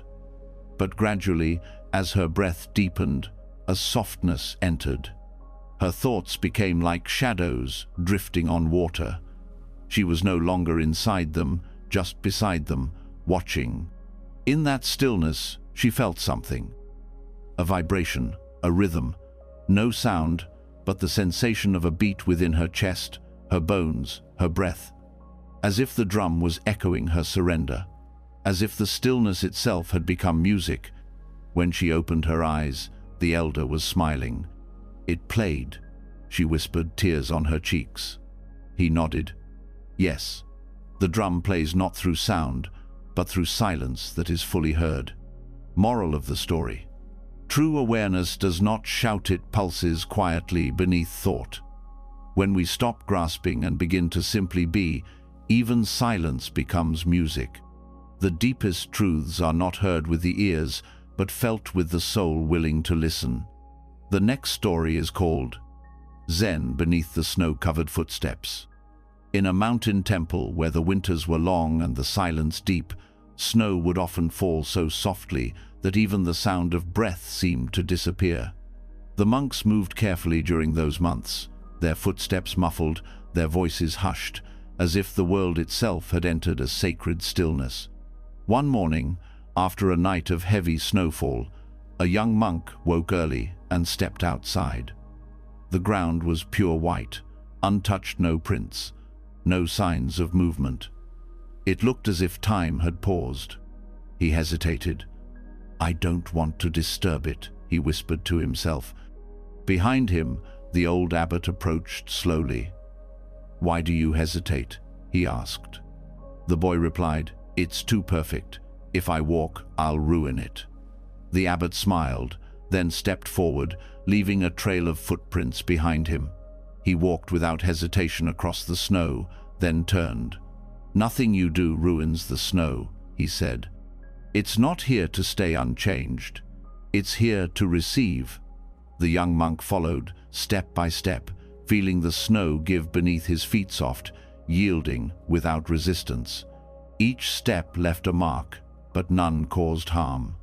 Later that day, snow began to fall again, covering the path they had made.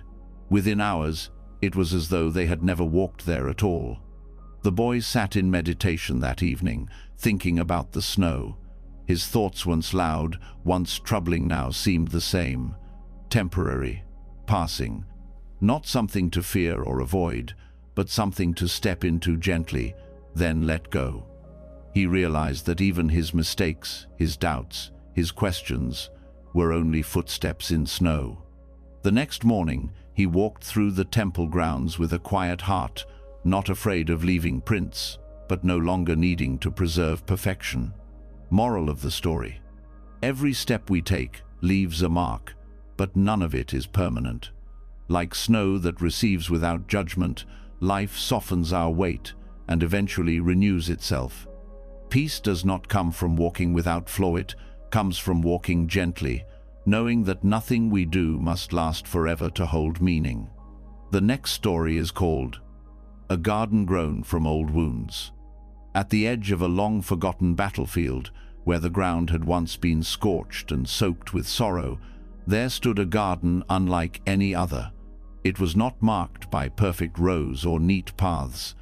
Wildflowers tangled with herbs, moss clung to stones, and vines draped over rusted metal once used for war. But it was alive, vibrant, untamed, and full of quiet beauty. An old monk tended this garden every morning. His hands were weathered, his back bent with time, yet his movements were soft, almost prayerful. He had been a soldier on Cedarcade Zagoon, that very land. When the fighting ended, he laid down his weapon and returned not to the city, but to the place where he had first hurt others and himself. He did not plant seeds right away.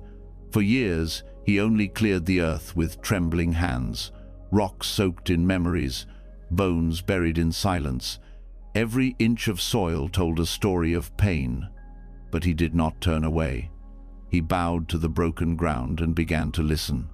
One spring, he planted a single seed only to see it sprout in the shadow of an old, rusted helmet.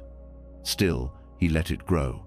A young traveler came upon the garden one morning, breath taken by the strange harmony of itwounds and wildflowers living side by side. "How did you turn this place into something so beautiful?" he asked. The monk smiled gently. "I didn't," he said. "I simply stopped trying to make it forget." He knelt and ran his fingers through the soil. "This garden grows not because the past was erased, but because it was honored. Every scar, every root twisted around a buried sorrow is part of the healing. Nothing was removed, only made room for." The traveler stood quietly, the scent of jasmine rising from between two broken stones. He understood then. This was not a garden built in spite of pain, it was a garden built with it. Moral of the story: healing does not mean hiding the past. It means planting something new in its soil. From old wounds, beauty can rise not by forgetting, but by growing through what was once broken. Even the most damaged earth can bloom if we're willing to tend it with love. The next story is called The Brush That Refused to Paint. In a temple known for its art as much as its silence, there lived an old calligraphy master whose strokes could still a room. With one sweep of his brush, he could capture seasons, sorrow, or the sound of wind through trees. Students from distant lands came to learn from him, hoping to unlock the same beauty within their hands. Among the many brushes kept in his studio, there was one that remained untouched. It sat alone, bound in silk, its bristles pure and unused. When asked about it, the master only smiled and said, "It is not ready." Years passed. One eager student, filled with ambition and curiosity, approached the master. "Why has this brush never been used?" he asked. "If it is so special, shouldn't it be creating beauty?" The master unwrapped the brush and handed it to him. "Try," he said. The student dipped it in ink and brought it to the paper, but the brush resisted. It stiffened. The ink would not flow. The lines came out broken, hesitant, uncertain. He tried again and again, frustration growing. "It refuses," he said. "It does not want to paint." The master gently took the brush back and placed it down. "It is not broken," he said. "It simply does not wish to rush." He poured tea, and they sat quietly. This brush was carved from a tree that grew in a place where the wind never stopped. It bent, endured, waited. It holds memory. It listens more than it speaks. Some tools, like some people, need time not to create, but to be created. The student looked at the brush again. It was no longer an object of failure, but of patience. Years later, when the student had become a teacher himself, he returned to the temple. The master had passed. The old brush still sat on the shelf, untouched. He bowed before it, not to use it, but to honor its silence. Moral of the story: not all things are meant to produce on command. Some carry their purpose quietly, waiting for the right time to express. In a world obsessed with doing, there is deep wisdom in the brush that pauses not from fear, but from listening. Creation, like healing, begins with stillness. The next story is called The Bridge That Waited for Forgiveness. In a quiet village divided by a wide river, there stood an old wooden bridge. It had once been the heart of the village, connecting friends, families, and stories. Children would race across it, lovers would meet at its center, and elders would rest on its railings, watching the water flow. But then came a feud. A single argument between two respected families grew into silence, then bitterness, and finally separation. One family stayed on the east bank, the other on the west. Years passed. The bridge remained, but no one crossed it. Boards loosened, vines crept along the handrails, and the once living path between hearts became a monument to distance. Only the bridge waited. It creaked softly in the wind, untouched but still standing. As if it knew something the villagers didn't, that pain, no matter how deep, was never stronger than the wish to return. One day, an old man came walking from the west side. He had been a boy when the feud began. In his hands, he carried a small bundle of fresh wood and nails. On the other side of the river, a woman his childhood friend stepped forward with the same. They paused at opposite ends. Their eyes met, uncertain, filled with the weight of all that had been lost. Then, without a word, they both stepped onto the bridge. It groaned beneath their feet, not from anger, but from age. Together, they began to repair it side by side, one board at a time. They didn't speak of the feud. They didn't need to. The act of rebuilding was the apology neither could say aloud. And when the sun began to set, the bridge stood whole again. Not new, but honest, bearing the marks of time and the grace of return. Moral of the story: some things cannot be fixed with words, but with presence, patience, and the quiet courage to return. Forgiveness does not erase the past, it builds a path across it. Like a bridge waiting in silence, healing remains possible, even after long seasons of distance. The next story is called The Stillness Between Two Petals. In a garden tended by generations of monks, flowers bloomed with quiet grace, cherry blossoms, lotus, wild iris, all rising and falling with the seasons. But the most beloved was a small, pale camellia that sat at the center of the garden. It was not the brightest or tallest, but it bloomed with such subtle timing that its presence seemed to pause the air around it. One morning, as spring returned and the garden stirred with new life, a young monk named Ren sat before the camellia, seeking clarity. His thoughts had grown restless. Though he followed every teaching, every breath, every chant, his heart still felt scattered. "Why do I feel so far from peace?" he asked aloud, "even when I do everything right?" The old gardener, nearly as ancient as the stones in the path, heard him and approached slowly. He carried no tools, only a folded piece of silk in which he often wrapped fallen petals. He sat beside Ren and pointed gently at the camellia. "Watch," he whispered. The flower swayed slightly in the breeze. A single petal trembled, then fell, drifting down like a sigh. Then another, several moments later. Ren blinked, waiting for the next, but nothing moved. The old man smiled. The world always notices the fall, the sound, the change, but peace lives in the moment in between. Ren looked again. Between one petal falling and the next, there was absolute stillness, not a single shift. The air held its breath. Time, it seemed, had stopped. "That space," the gardener said, "is where truth rests. Not in the petals, not in the fall, but in the stillness between them." Ren's heartbeat slowed, his breathing deepened. He understood. He had been searching in the movements, in the effort, in the visible progress. But it was in the pauses, in the spaces where nothing happens, that something real is born.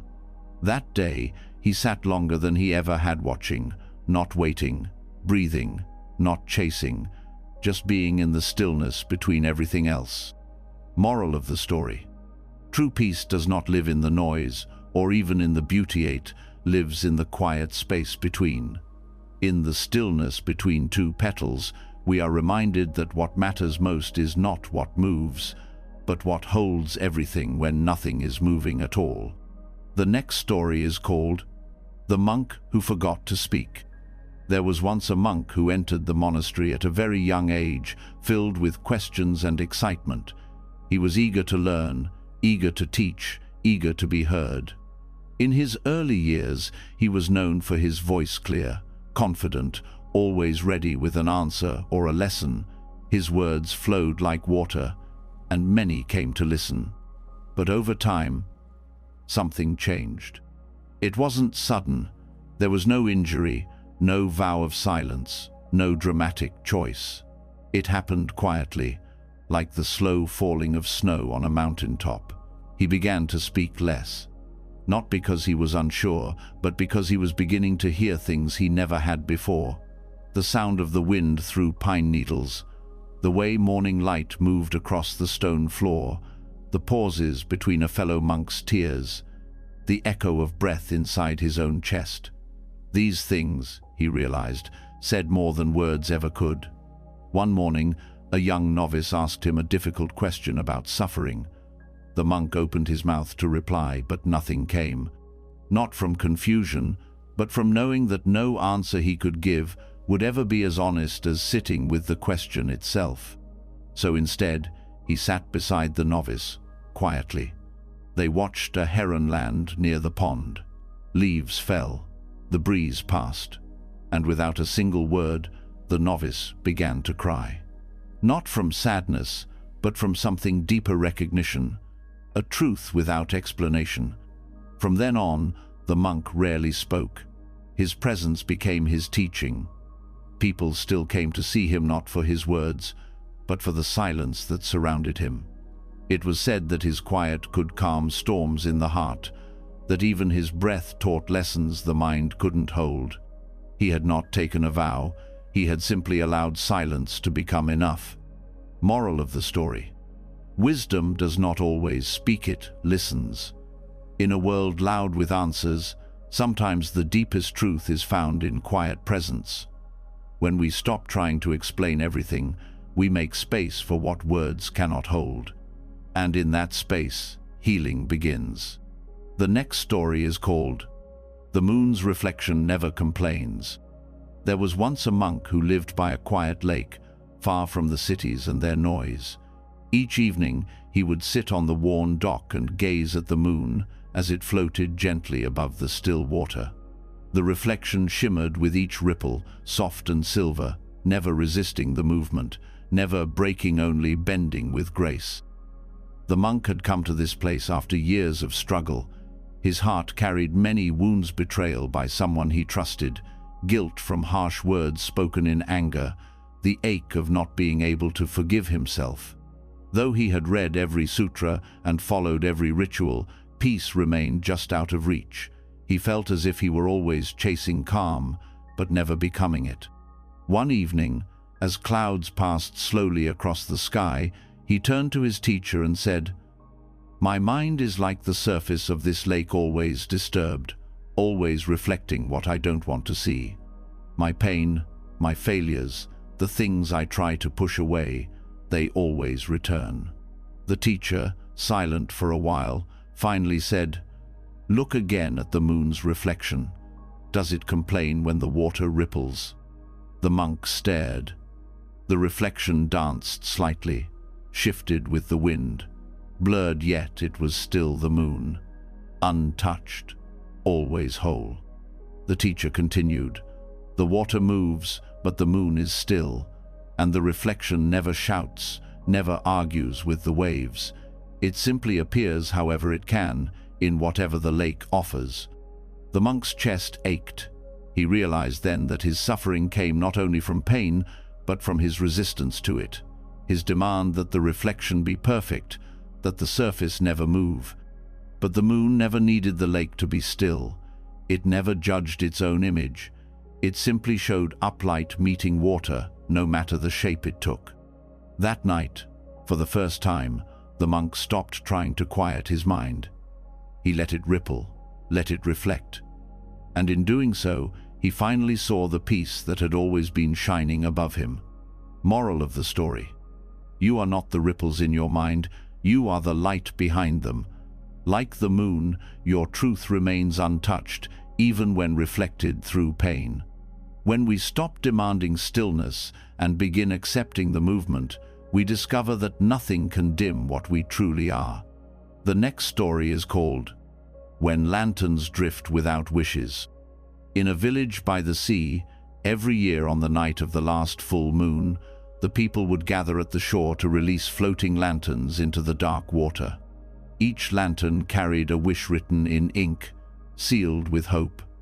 Children wished for joy, elders for health, lovers for lasting connection.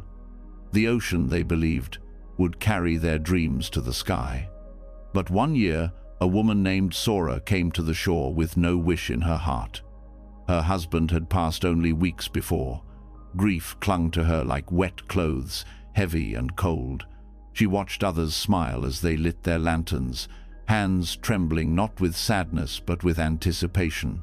Sora held her lantern close, the rice paper soft beneath her fingertips, and stared at the blank space where she was meant to write. "I have no wish," she whispered.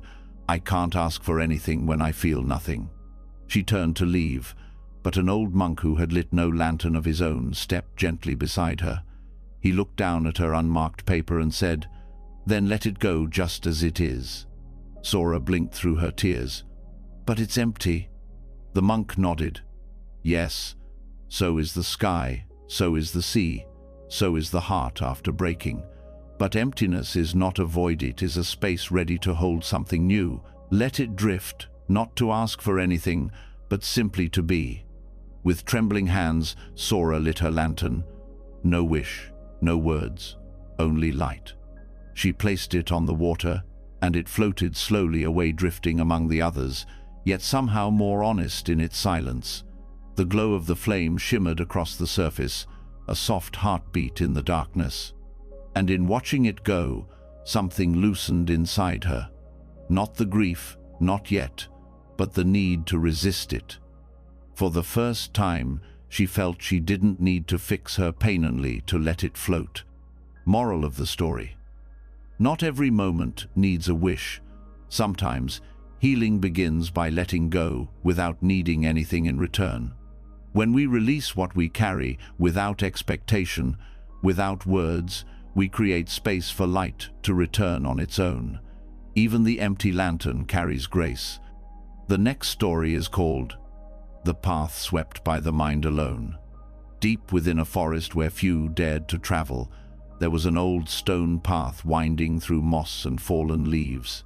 It led to no temple, no shrine, only to a clearing where the wind moved like breath and the light broke softly through the trees. No one maintained the path, yet it was always clean, as if swept by invisible hands. A monk named Haru had heard of this place in whispers spoken of by elders as the path that sweeps itself. Curious and burdened with thoughts that never seemed to rest, he journeyed there alone, hoping to understand. When he arrived, he saw the path just as described, clear, undisturbed, each stone visible, yet no broom, no footprints, no sign of care. He sat down beside it, puzzled. "How can this path stay so clear?" he asked aloud. "No one tends it." A voice came from behind a wandering nun who had also found her way there. She smiled and said, "It is swept by those who no longer need to leave a trace." Haru looked at her, confused. "But that makes no sense. How can a path stay clear if no one walks it?" She gestured to the stones. "It is not their feet that clear it, it is their minds." She sat with him, and they watched the wind carry away a few dry leaves. After a while, she continued, "When your thoughts are tangled, even the clearest road feels cluttered. But when the mind is still, each step you take clears the way. You don't force it. You don't rush. You walk without trying to arrive, and the path, somehow, becomes clean." Haru fell silent. He realized that the mess he had been trying to fix, his doubts, his fears, the noise inside, was not outside him. It was in how he walked through life, always stepping with effort, always carrying too much. He took a breath, he stood, and he began to walk, not fast, not with purpose, but with presence. The path beneath him felt smoother, though nothing had changed. Moral of the story: the world does not always need our control, it needs our attention. When the mind is still, even the most cluttered path becomes clear. Peace is not found in reaching the end, but in how gently we take each step. Sometimes, the way forward is swept simply by how we move through it. The next story is called Tea with the Invisible Master. At the top of a lonely hill surrounded by silent cypress trees, there was a small tea house. Travelers spoke of it with curiosity, for no one had ever seen the one who brewed the tea. Still, every morning, steam rose gently from the kettle, 2 cups were placed on a wooden table, and the scent of jasmine filled the air. Many came seeking wisdom, hoping to meet the one they called the Invisible Master. But no matter when they arrived, dawn or dusk, the tea was already there, warm and waiting. No one greeted them. No words were spoken, just tea and stillness. One young man arrived after a long journey, his heart burdened with questions about life, loss, and his own place in the world. He sat at the table, confused, waiting for someone to arrive. But no one did. Only the breeze, the steam, and the quiet presence of 2 cups. He muttered to himself, "Why won't he come? Doesn't he know I've been searching?" Hours passed. The tea remained hot. Slowly, something in him shifted. He stopped fidgeting. He stopped thinking. He stopped needing. He lifted one of the cups and drank. It was the simplest tea he'd ever tasted. No spice, no sweetness, just warmth, just presence. Tears came to his eyes. Not from sorrow, but from a sudden, aching tenderness. The tea asked nothing of him. It did not try to teach or explain. It simply was ready, open, kind. And in its quiet, he felt a truth he had been chasing his whole life. What you seek is not always someone else's voice, but your own willingness to sit with what is. As the wind passed softly through the trees, he whispered, "Thank you." The second cup remained untouched, yet not alone. He left lighter, not with answers, but with peace. The master had never appeared, or perhaps the master had been there all along. Moral of the story: not all wisdom arrives in form or sound. Sometimes the greatest teacher is silence, and the lesson is presence itself. When we stop needing to see or hear, we find that truth often comes in the simplest moments, like a cup of tea, waiting quietly to be received. The next story is called The Flame That Drank the Wind.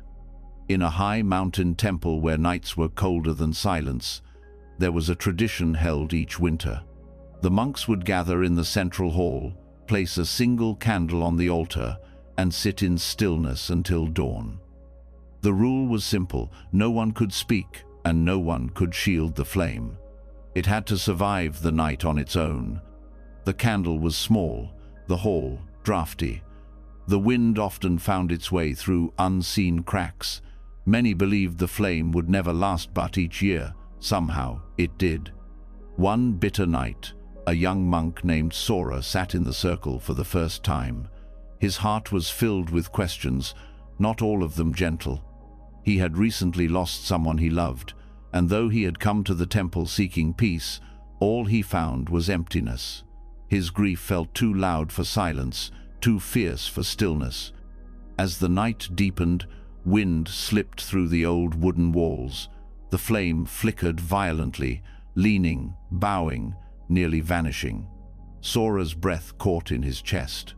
He wanted to reach out, to protect it, to save what was so clearly delicate. But the elder monk across from him met his gaze and softly shook his head. So he sat. The wind came again, and the flame bent low, so low, it almost kissed the wax. But then it rose. Not fiercely, not proudly, but gently, as if it had absorbed the wind rather than fought it. Hour by hour, the wind kept coming, and the flame kept drinking, it never resisting, only responding. Each gust became part of its dance. As dawn broke, the candle was still lit. Small, quiet, alive. The monks bowed. Sora wept not from sorrow, but from something deeper. He realized the flame had not survived by strength, but by surrender. It had not fought the wind. It had welcomed it, learned to move with it, and in doing so had remained. Moral of the story: resilience is not the refusal to bend, but the grace to move with what comes. Like a flame that drinks the wind, we grow stronger not by resisting life's trials, but by allowing them to shape us without putting us out. In softness there is power.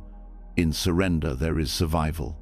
The next story is called The Book with No Pages. In a temple carved into the side of a mountain, High above the noise of the world, there rested a sacred book. It was kept in a wooden box, wrapped in silk, placed at the heart of the library where thousands of other scrolls and texts lined the shelves. This book was different. It had no title, no markings, and no visible age. But the strangest thing of all, it contained no pages. Many monks over the years had approached it with reverence and curiosity. One by one, they opened it, expecting secret teachings or final truths. And one by one, they found only emptiness inside a book made of a spine and a cover, nothing more. Most felt disappointed. Some thought it was a mistake. Others claimed it was a riddle they were too unenlightened to solve. Eventually, the book was left untouched, covered in dust, and forgotten. But then came a novice monk, young and quiet, who had not yet learned to chase meaning in every line of scripture. He discovered the book while sweeping the library. Intrigued, he sat down, opened it, and found nothing. He did not panic. He did not rush to interpret. Instead, he stayed. He held the book gently in his lap and breathed. The silence between the covers felt oddly alive. It didn't confuse him, it calmed him. In that empty space, his thoughts slowed. He noticed the rhythm of his breath, the feeling of the wooden floor beneath him, the sound of wind brushing the windows. Hours passed. When the elder monk found him still sitting there, he asked, "Did you not find it empty?" The novice looked up and said softly, "Yes, but it was the first time I truly felt full." The elder smiled. "Then you have read the whole book." Moral of the story: not all teachings are written in words. Some of the deepest truths come from stillness, not sentences. The emptiest space can become the most meaningful when we stop trying to fill it and simply sit inside it. A book with no pages still has something to say, if we are quiet enough to listen. The next story is called Silence Inside the Bamboo Flute. In a village where music was treasured more than gold, there lived an old flute maker named Yuki. She worked with bamboo harvested under moonlight, believing that the spirit of the night made the sound deeper, more honest. Her flutes were simple, carved with care, never decorated with jewels or paint. And yet, when played, they could still a restless heart. One day, a young musician came to her workshop, holding one of her flutes with frustration in his eyes. "I've practiced your melodies. I've memorized every note. But when I play, something feels missing. It doesn't move any, not even me." Yuki looked at the flute and then at him. "You are playing the sound," she said gently, "but you are not playing the silence." He blinked. "What does that mean?" She motioned for him to sit. From a small stand, she picked up an old flute and held it to her lips. But she did not play a song. Instead, she blew a single breath-long, soft, then nothing. Then again. A pause. Another breath. The notes that came were few, but between them was a stillness so complete it felt like the earth was listening. When she finished, the room felt full, not of sound but of something else, something quiet and alive. She handed him back his flute and whispered, "The bamboo was once full of wind before it became hollow. It does not cry because it was empty, it sings because it was made ready." The young man sat in silence. For the first time, he understood. The music wasn't only in the notes, but in the space between them. The silence was not a gap. It was the soul of the song. That evening, when he played again, he let the breath move slowly, without force. He let the pauses linger, and something inside him softened. He was no longer trying to be heard. He was simply letting the flute speak. Moral of the story: true expression is not found in constant sound, but in the silence that gives it meaning. Like the hollow bamboo, we become instruments, not by filling ourselves, but by making space within. In that emptiness, the purest song is born. The next story is called The Cat Who Meditated. In a quiet Zen temple nestled between old stone paths and swaying bamboo, there lived a cat named Tama. She had arrived one rainy night, soaked and shivering, and the monks, moved by compassion, took her in. From that day forward, she never left. Tama was no ordinary cat.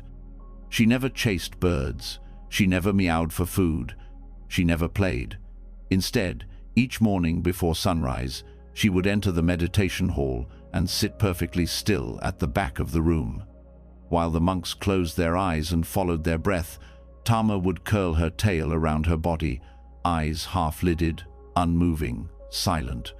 At first they found it amusing. A cat meditating? Surely it was coincidence. But as months passed, Tama's presence became impossible to ignore. She never missed a session. She never arrived late. She never stirred, even when incense filled the air or a bell echoed softly across the floor.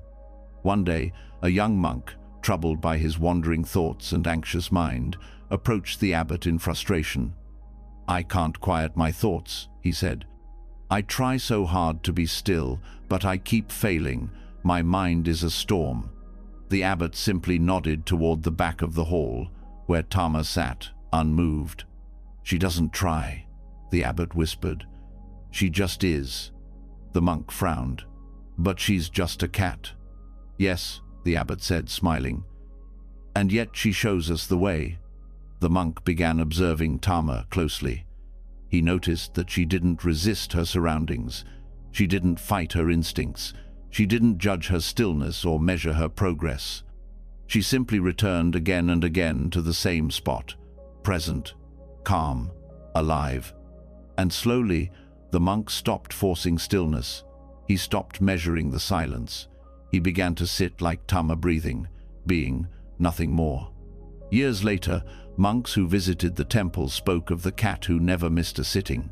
Some believed she had once been a monk in a past life, returned to master the art of presence in a simpler form. But the truth was simpler than that. Moral of the story: peace is not something we chase at, is something we return to. Like a cat resting without effort, meditation is not about doing, but allowing. Stillness is already within us. Sometimes it takes the quiet gaze of another being to remind us how to come home to it. The next story is called The Well That Held Skywater. At the center of an old village stood a stone well, worn smooth by time and generations of hands. It was said that this well held a different kind of water, not drawn from underground springs, but gathered only from rain. The villagers called it sky water, and they believed it had a quiet kind of wisdom in it. The well was shallow, and during long droughts, it often appeared dry. Many ignored it, thinking it empty or useless. But one monk, quiet and unhurried, visited it daily. He never lowered a bucket. He simply sat beside it and listened. One afternoon, a weary traveler arrived, frustrated and parched. "Why sit by a dry well?" he asked the monk. "There is no water, no sound, nothing to take." The monk smiled, then motioned to the open sky above. "It is not always empty," he said. "It waits." The traveler scoffed. "Waiting doesn't quench thirst." The monk's eyes softened. "No, but there is a different thirstone that is quenched not by taking, but by being still enough to receive." That evening, clouds gathered.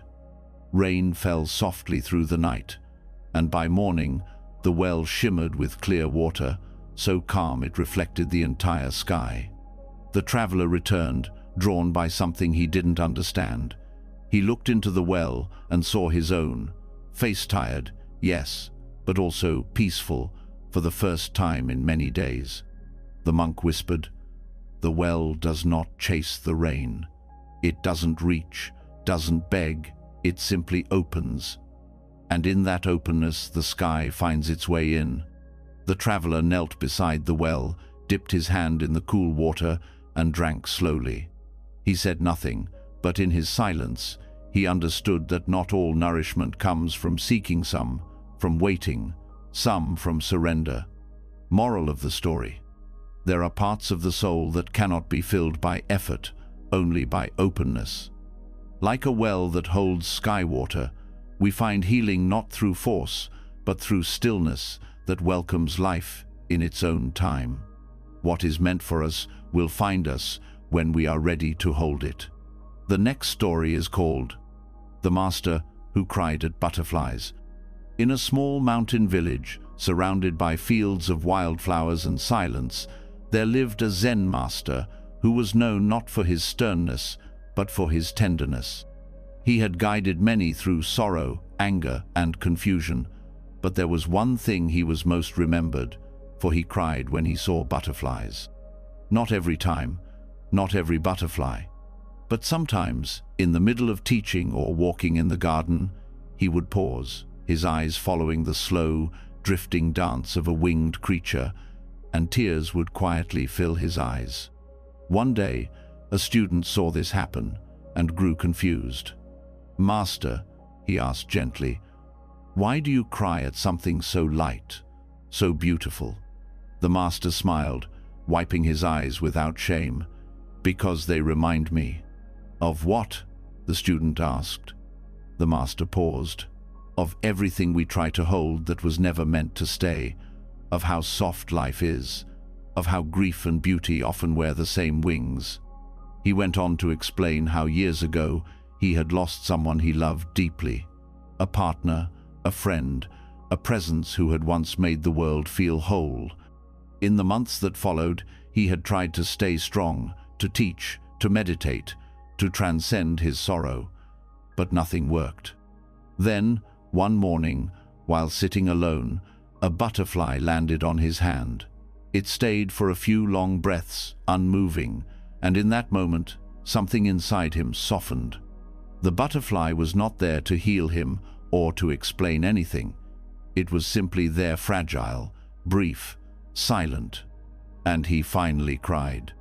"Since then," he said, "butterflies remind me that not all things need to be fixed or understood. Some just need to be felt. Grief, beauty, change, they flutter through us. If we chase them, they vanish. If we sit still, they land." The student lowered his eyes, something in him quietly breaking open. They stood together in the garden, and another butterfly passed. Neither reached for it. They just watched, eyes wet with something that was not sadness but remembrance. Moral of the story: some moments in life are too soft for words. They arrive like butterflies, fleeting, delicate, full of feeling. When we allow ourselves to feel without explanation, even our tears become part of our awakening. Not every truth must be taught. Some are simply felt, and that is enough. The next story is called The Sound of Regret Dissolving. In a quiet monastery tucked between whispering fields and slow rivers, there was a special stone placed in the center of the meditation garden. It was smooth, worn down by years of wind and prayer. Monks called it the Stone of Regrets, not because it carried sorrow, but because it helped release it. Each monk who sat before it was told to whisper one regret into the wind, just once, no second chances, and then to listen. One young monk named Toma came to the stone after months of silence. He had made a mistake long ago, before the robes, before the temple. He had spoken cruelly to his mother the last time he saw her. She died not long after. The words had never been taken back. The echo of them haunted him like a bell that never stopped ringing. He avoided the stone for weeks, afraid it would do nothing, or worse, that it would listen and still not forgive. But one grey morning, he approached. The garden was still, the sky heavy with rain that hadn't yet fallen. He knelt before the stone and leaned in close. With a trembling voice, he whispered, "I'm sorry I let love become anger." Then he closed his eyes. There was no voice, no warmth, no hand on his shoulder, only silence. And then, the softest sound, like a drop of water falling into a vast pool. He opened his eyes. A single tear had fallen onto the stone, his own, and in that moment he heard it not with his ears, but in his chest. The sound of the regret dissolving, not disappearing, not erased, but softened, transformed, like ice melting into a river. The stone did not change, but he did. He returned to the monastery with a lighter step. The pain was still part of him, but it no longer controlled him. The bell inside him had quieted, and in the space it left behind, peace returned quietly, like a breath he hadn't realized he'd been holding. Moral of the story: regret does not need to be buried, it needs to be spoken, witnessed, and let go. Like a single tear on stone, its weight begins to dissolve when we allow it to be seen without judgment. Healing does not come from forgetting, but from softening what once felt too sharp to hold. The next story is called The Bell That Rang in a Dream. In a remote monastery wrapped in clouds and silence, there was a great bronze bell that had not been rung in many years. Once it had signaled the beginning and end of meditation, the passing of seasons, and the sacred ceremonies of remembrance. But over time, the rope frayed and snapped, and the monks, believing the bell had served its purpose, left it untouched. Still, no one removed it. It remained in the center of the garden, covered in moss and thyme. One monk, quiet and often overlooked, was especially drawn to the bell. He would sit near it each evening, long after the others had returned to their rooms. He had questions that no one had answered, sadness he could not name, and a longing that rose like mist but never became rain. One night, unable to sleep, he wandered back into the garden and sat beneath the moon, staring at the bell. He closed his eyes and drifted into sleep. In his dream, the bell began to ring. It was not loud, but deep, like the sky itself was humming through metal. The sound moved through his chest like wind in the trees, and with each echo, something inside him began to loosen. Regrets he had never spoken, old wounds he had hidden, longing he had buried beneath discipline. The bell called them all forward, not to haunt him, but to release them. In the dream, he wept not from sorrow, but from recognition. The sound was not coming from the bell, it was coming through it, from something greater, something silent that had waited for him to become still enough to hear. When he woke, the garden was quiet. The bell had not moved. And yet, he had changed. The next day, the monks noticed something different in him, not louder, not bolder, just more present, as if the silence around him had become full. The bell never rang again, not in sound, but those who sat near it sometimes closed their eyes and felt something echo inside them.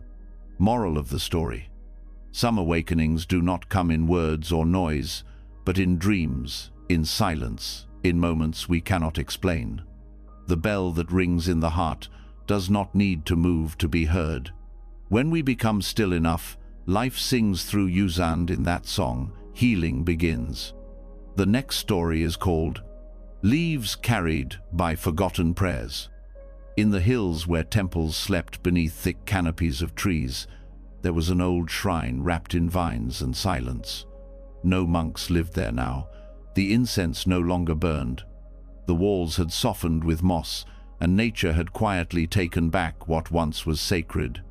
But still each autumn, without fail, leaves would gather at the foot of the altar, moved not by wind, but by something gentler, something unseen. One day, a wandering monk named Isho found the shrine by accident. Tired and unsure of his path, he entered to rest. As he sat before the altar, he noticed the scattered leaves, each one resting gently, as if placed by invisible hands. Some were curled, some golden, some barely clinging to their green. And yet, all seemed perfectly arranged. Curious, he reached for one and found something faint written on it. A name, faded but still there. He picked up another, a single word, forgive. Another, return. And suddenly, he understood these leaves had once carried the whispered prayers of people long gone. Words offered to the heavens, to the ancestors, to the silence. Prayers that had no place to go, so the trees took them. Every breath, every hope spoken in sorrow or love had risen into the branches, and now, in the season of letting go, they returned falling gently to the earth, not forgotten, but finally laid down. Isho wept not from sadness, but from something deeper. He too had spoken many prayers in his life that seemed to vanish. Pleas for healing, for forgiveness, for peace. He thought they had been lost. But here, in this quiet ruin, he realized, no true prayer is ever lost. Even if the world forgets, something listens, something carries it. And when the time is right, it returns not always as an answer, but as a reminder that we are heard. That night, he slept beside the altar, wrapped not in robes, but in falling leaves. Moral of the story: even the quietest prayers are carried by the world. They may not return in the way we expect, but in time, they come back soft as leaves, gentle as wind, reminders that what we speak from the heart is never forgotten. Sometimes, healing arrives not in answers, but in being remembered. The next story is called The Rain That Bowed to the Mountain. In a land of deep valleys and ancient stone, there stood a mountain so high its peak vanished into clouds. It had never moved, not once in 1,000 years. Storms passed, winds howled, and seasons changed, but the mountain stood silent, still and unmoved. Far below, the rain was born from sky and mist, forever in motion. It danced, it wept, it came and went. Where the mountain held stillness, the rain carried feeling grief, joy, longing, surrender. One day, a young monk sat at the base of the mountain. He was weary not from walking, but from feeling too much. He had tried to be like the mountain calm, strong, untouched by emotion. But his heart was full of rain. It poured without warning. Tears came easily. Memories rose like fog.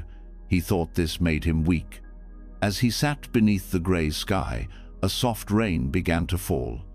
At first, he tensed. He had not wanted to be seen weeping again, not even by the clouds. But then he looked up and saw how the rain touched the mountain. It did not crash against it. It did not fight. It bowed. Each drop landed with reverence sliding down its surface, soaking into its roots. The mountain did not resist. It received. In that moment, the monk understood. Even the strongest still receive. Even the silent still feel. And even the rain, with all its sadness, can be sacred. He let his tears fall with the rain, no longer ashamed. His sorrow was not an enemy to be silenced. It was a gesture of reverence, a bow from the heart. And the mountain, unmoving as ever, stood with him, not to fix him, not to explain, but to hold him with its stillness. Moral of the story: strength is not the absence of emotion, it is the space that allows it to be felt. Like rain bowing to the mountain, our tears are not signs of weakness but acts of grace. When we let sorrow fall gently, without resistance, we become vast enough to hold both the storm and the silence. The next story is called When the Bodhi Tree Slept. In the heart of a peaceful monastery stood a Bodhi tree, said to be a descendant of the one beneath which the Buddha awakened. Its branches reached out like open arms, and monks often came to sit in its shade, believing its presence deepened their practice. Year after year, it blossomed in spring, whispered in summer, and stood golden in autumn, as if gently reminding all who passed by that truth was rooted in patience. But one winter, something changed. The Bodhi tree, though standing tall, seemed quieter still, yes, but not with peace, with absence. Its leaves had fallen earlier than usual, and the monks began to notice that no birds came to rest in its branches. No breeze stirred its limbs. It was as though the tree itself had gone into retreat. A young monk named Now, who had always come to the tree to find comfort, now found only silence. "Have you stopped guiding us?" he whispered into the cold air. "Why are you so still?" He brought it water, swept its roots, sat for hours, waiting for some sign of life. But the tree gave nothing, not a single leaf, not a single movement. He grew disheartened. "Even the Bodhi tree sleeps," he said to the abbot one morning, voice heavy with doubt. The abbot looked toward the bare branches and smiled softly. "Yes," he said, "even the awakened rest." Now looked at him, confused. "Not all stillness is absence," the abbot continued. "The tree is not gone. It is simply becoming. In this quiet, it prepares for spring. In its stillness, it deepens its roots." Now sat beneath the sleeping Bodhi tree that day with a new understanding. He no longer waited for signs or messages. He simply kept the tree company, letting its quiet teach him how to rest too. And when spring did come, the first leaf did not burst forth with noise or drama. It simply appeared soft, green, and full of quiet promise. Moral of the story: even wisdom sleeps, even light rests. Growth does not always look like blooming it, sometimes looks like silence, stillness, or pause. Trust the quiet seasons. They are not endings, but sacred preparations for what comes next. The next story is called The Koan Left Unanswered. In a temple known for its silence more than its scriptures, each student was given a single koana question not meant to be solved, but to be lived. Some were as old as stone, passed down through countless generations. Others were born fresh from the breath of the master in moments of insight. One day, a new student arrived, eager, intelligent, and full of restless hunger for enlightenment. The master gave him a simple, strange koan. "What is the sound of the shadow's breath?" The student bowed and left, convinced he could solve it. He studied day and night. He read the sutras, traced shadows in the moonlight, meditated until dawn. He imagined, argued, wrote down hundreds of possible answers. Each time he brought his answer to the master only smiled and said, "Sit longer." Weeks became months. The student grew angry. "Is there even an answer?" he asked one morning, exhausted. The master did not respond. The student shouted, "You gave me a question I cannot answer." The master looked at him kindly and said, "Yes." In frustration, the student prepared to leave the temple. Before he could step through the gate, he stopped by the hall one last time. There, he saw an older monk sweeping the stone floor with slow, steady movements. A shadow fell across the tile soft, long, shifting gently with each motion. There was no sound. And yet, something in the silence spoke. He didn't write it down. He didn't try to explain. He just stood there still as the world breathed around him, and something inside him stopped needing to know. Years later, long after the master had passed, a young novice came to the now-aged student and asked, "Did you ever find the answer to your koan?" He smiled gently and said, "No," and that was the answer. Moral of the story: some questions are not meant to be answered with words, but with presence. A koan is not a riddle to solve, but a mirror to show you who you are when the need to know dissolves. In silence, we find truths that the mind cannot hold, but the heart already understands. The next story is called The Smile That Melted a Sword. Long ago, in a war-torn region where peace felt like a forgotten story, there was a swordsman known for his skill and fury. He had won many battles, taken many lives, and carried the weight of a reputation that left others trembling. His sword was said to never miss, and his anger was quicker than his blade. One evening, while passing through a small village, he heard of a monk who lived alone in a nearby forest, peaceful, gentle, and utterly unafraid of death. The swordsman, curious and perhaps threatened by such calm, decided to visit him. He approached the monk's hut with the air of a storm, sword at his side, expecting fear. But the monk, sitting on the porch sipping tea, only looked up and smiled. It was not a clever smile, not proud, not challenging, just soft present, the kind of smile that didn't need to protect anything. The swordsman frowned. "Do you not know who I am?" he asked. The monk nodded. "I know you carry a sword that has tasted many sorrows." The swordsman stepped closer. "Aren't you afraid I might use it on you?" The monk's smile didn't change. "You may, but I carry nothing you can cut." The swordsman's hand twitched toward the hilt. "Are you mocking me?" "No," said the monk. "I'm simply not resisting you." The air grew still. Something in the swordsman's chest shifted. He was used to fear. He was used to rage meeting rage, blade meeting blade. But this smile met him without defense, without hate. It saw past the weapon to the wounded hand holding it.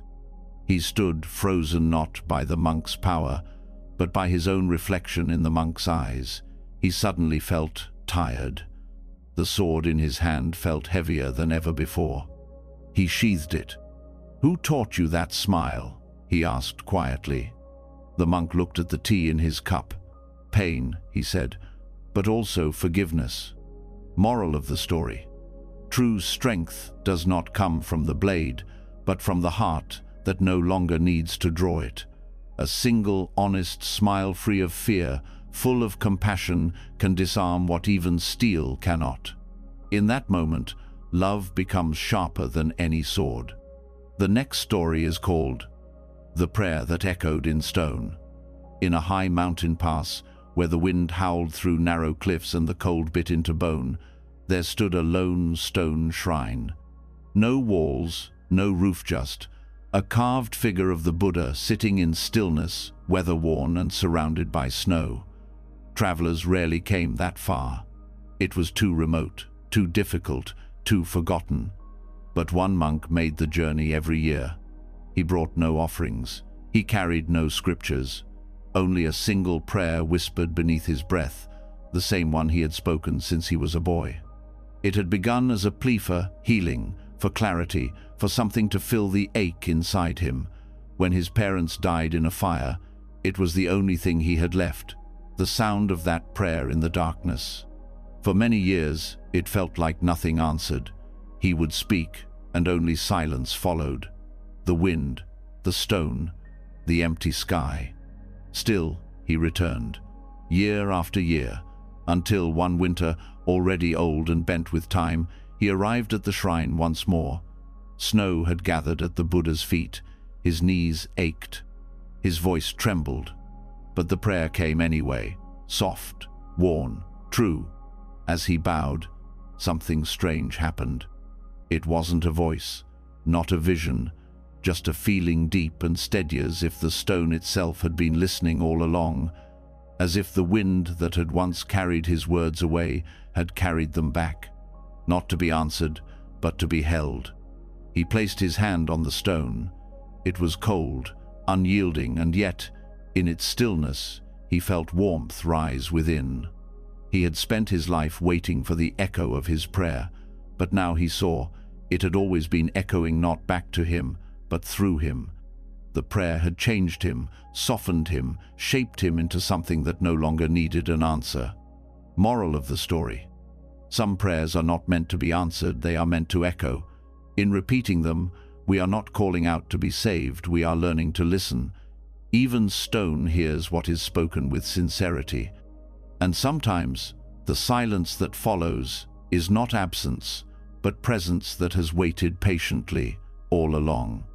The next story is called The Zen of Withering Blossoms. In the garden behind a humble temple, there bloomed a single cherry tree. Each spring, it burst into soft pink blossoms that shimmered like whispers in the wind. The monks would gather beneath its branches to meditate, letting the petals fall around them like blessings. But as quickly as they came, the blossoms would begin to fade, their edges curling, their color paling. Within days, the tree stood bare again. One young monk, new to the temple, found this deeply unsettling. He watched the flowers fall with quiet sadness, his heart aching with the impermanence of it all. "Why do they bloom?" he asked his teacher one morning, "only to wither so soon? Why does beauty leave us so quickly?" The teacher, old and gentle, motioned for him to sit under the tree. They sat together in silence as the wind moved softly through the branches. A few petals let go and drifted down, some landing on the monk's robe, others returning to the earth unnoticed. The teacher finally spoke. "The blossom does not weep when it withers. It does not cling to the branch or ask for more time. It simply falls gracefully, without resistance.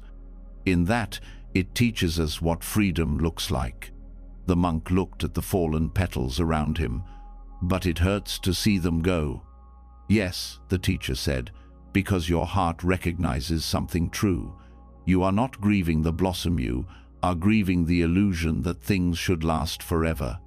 When you let go of that, you will begin to love more deeply, not because beauty stays, but because you know it won't."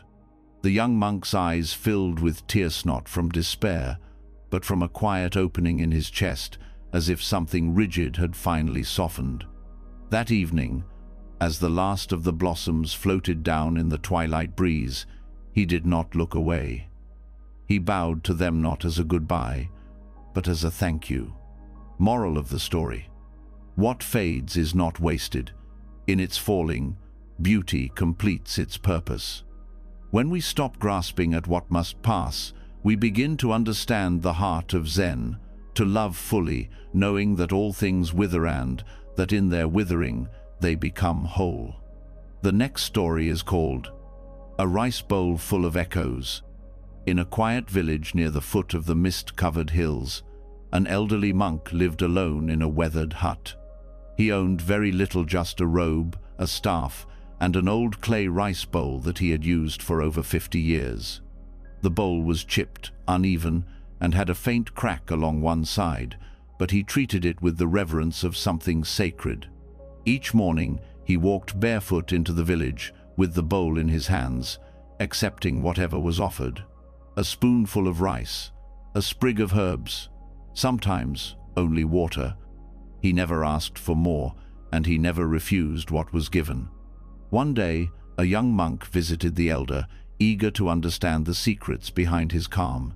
He expected great teachings, long discourses, hidden wisdom written on scrolls.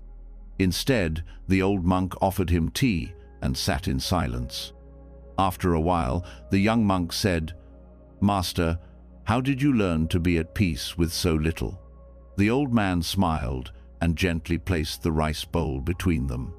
"Everything I've ever known," he said, tapping the side of the bowl softly, "has echoed through this."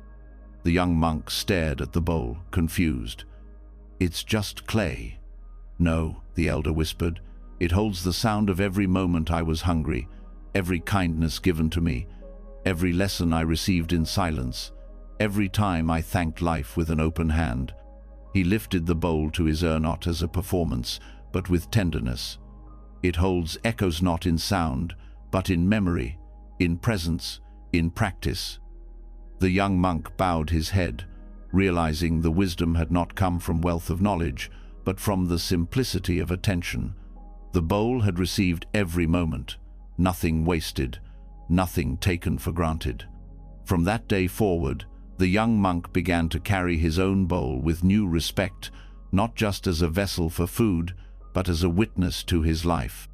Moral of the story: it is not what we carry that defines us, but how we receive what is placed inside. Even the simplest object, when met with presence, becomes sacred. A quiet bowl can hold more than riceite can hold, a lifetime of gratitude and the soft echoes of a heart that has truly listened. The next story is called The Path the Wind Refused to Follow. Deep within a forest, untouched by time, there was a narrow path carved by the footsteps of countless monks over the centuries. Stones had been carefully placed, Moss had grown between them, and the root curved in gentle silence between tall, ancient trees. Every day, monks walked this path to reach the inner shrine, their sandals brushing the earth with rhythm and reverence. But one day, a young monk noticed something strange. Though the path was still and steady, the wind soft and constant throughout the forest never touched it. The leaves above did not stir when he walked there. The air fell quiet. It was as if the wind refused to follow. Puzzled, he brought the question to the abbot. "Master," he asked, "why does the wind not move along the sacred path?" The old abbot smiled faintly, as if remembering something from long ago. He motioned for the monk to sit beside him beneath a pine tree, just off the path. "The wind does not follow where it is not welcome," he said. "Not because the path is wrong, but because the path is complete. It needs nothing added, not even breath." The monk furrowed his brow. "But isn't the wind free? Doesn't it go where it pleases?" The abbot looked into the distance. "Yes, and that is why it passes over places of striving, of longing, of change. But when it comes to stillness that asks for nothing, the wind bows and moves around it. It honors silence by not disturbing it." Later, the young monk returned to the path and walked slowly, his thoughts quiet. And he began to feel what the abbot meant. The silence here was not empty, was whole. It held no question, no reaching, just presence. The wind danced in the trees around him, but not on the path. And he realized, the path did not need the wind. It was already listening to something deeper.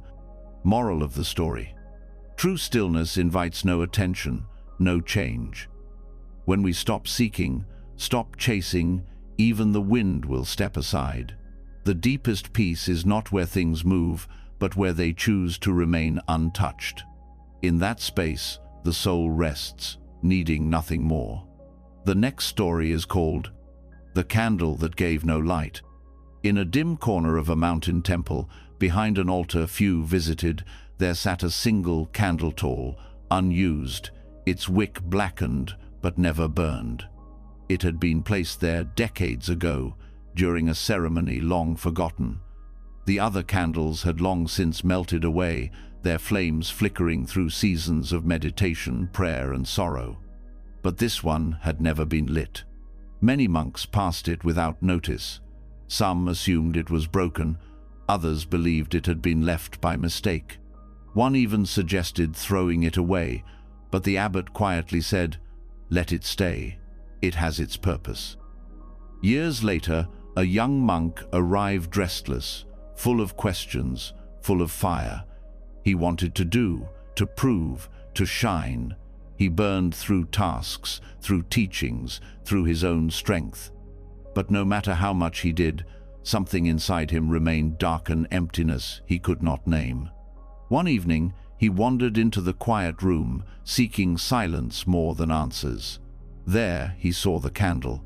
Dust clung to its surface. It stood without glow, without warmth, yet it held his attention more than the brightest flame ever had. He asked the abbot the next day, "Why keep a candle that does not light?" The old man smiled. "Because not everything must burn to be useful. Some things teach simply by being." The young monk frowned. "But it gives nothing." The abbot looked at him gently. "You believe light is only what the eye can see. But this candle has taught many students the truth of stillness. It teaches those who feel useless that presence is enough. It teaches those who chase brightness that emptiness can hold just as much. And it teaches those who feel burned out that worth is not found in constant giving." The young monk returned to the candle many times after that, not to light it, but to sit with it. Slowly, he learned to rest without striving, to be without burning.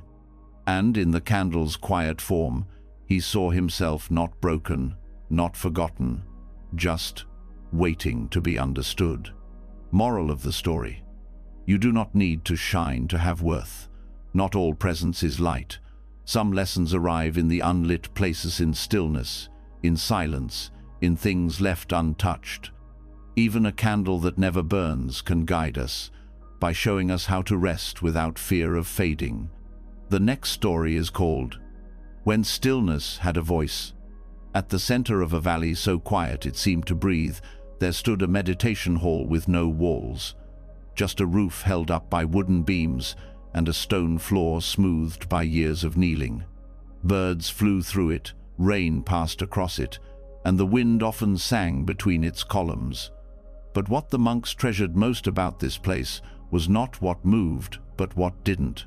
Each morning they gathered in silence, sitting side by side, their breaths rising like fog. And in that stillness they listened not for words, not for answers, but for something deeper. One afternoon, a novice sat with a troubled heart. His thoughts were loud, full of past mistakes and imagined futures. He wanted to be better, to be calm, to be worthy. But no matter how still his body was, his mind refused to follow. After the session, he approached the head monk and confessed, "When I sit, I hear only my mind shouting. The silence doesn't soothe me. It scares me. It feels like I'm disappearing." The monk placed a hand gently on his shoulder. "Then you are closer than you think." He pointed to the open hall. Stillness is not the absence of sound, it is the space that holds it.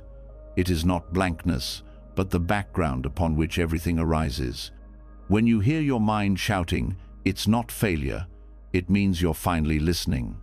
The novice looked back at the meditation hall, the wind brushing through it gently. For the first time, he noticed the sound of a bird's wings, the faint hum of the earth beneath him, the way silence wasn't silent at all but full of life. He returned the next day and sat again, and though his mind still spoke, the stillness beneath it felt different, like a voice not made of words, but of welcome. Moral of the story: stillness is not a place where nothing happens, it is where everything is heard. When we stop trying to silence the noise and instead sit within it, we begin to hear the quiet voice that has waited patiently beneath it all our own. In the stillness of bamboo, the silence of broken bells, the falling of cherry blossoms, and the whispered lessons of wind and stone, we've journeyed together through teachings that speak not to the mind, but to the soul. These Zen stories remind us that healing does not shout. It arrives quietly. It lives in pause. It is found in the breath between sorrow and surrender, in the tear that falls without shame, and in the smile that bows to pain. Whether it was the feather that balanced the mountain, the lantern that drifted without wishes, or the scroll never opened, each moment invited you not to escape life, but to fully meet it. If something here touched you, a sentence, a story, a stillness, share it in the comments. Your reflection may be the next echo someone else needs to hear. And if you found peace in this space, subscribe and stay close. More soft truths are waiting, and the path is always here when you're ready to return. Until then, breathe gently and be kind to the silence within you.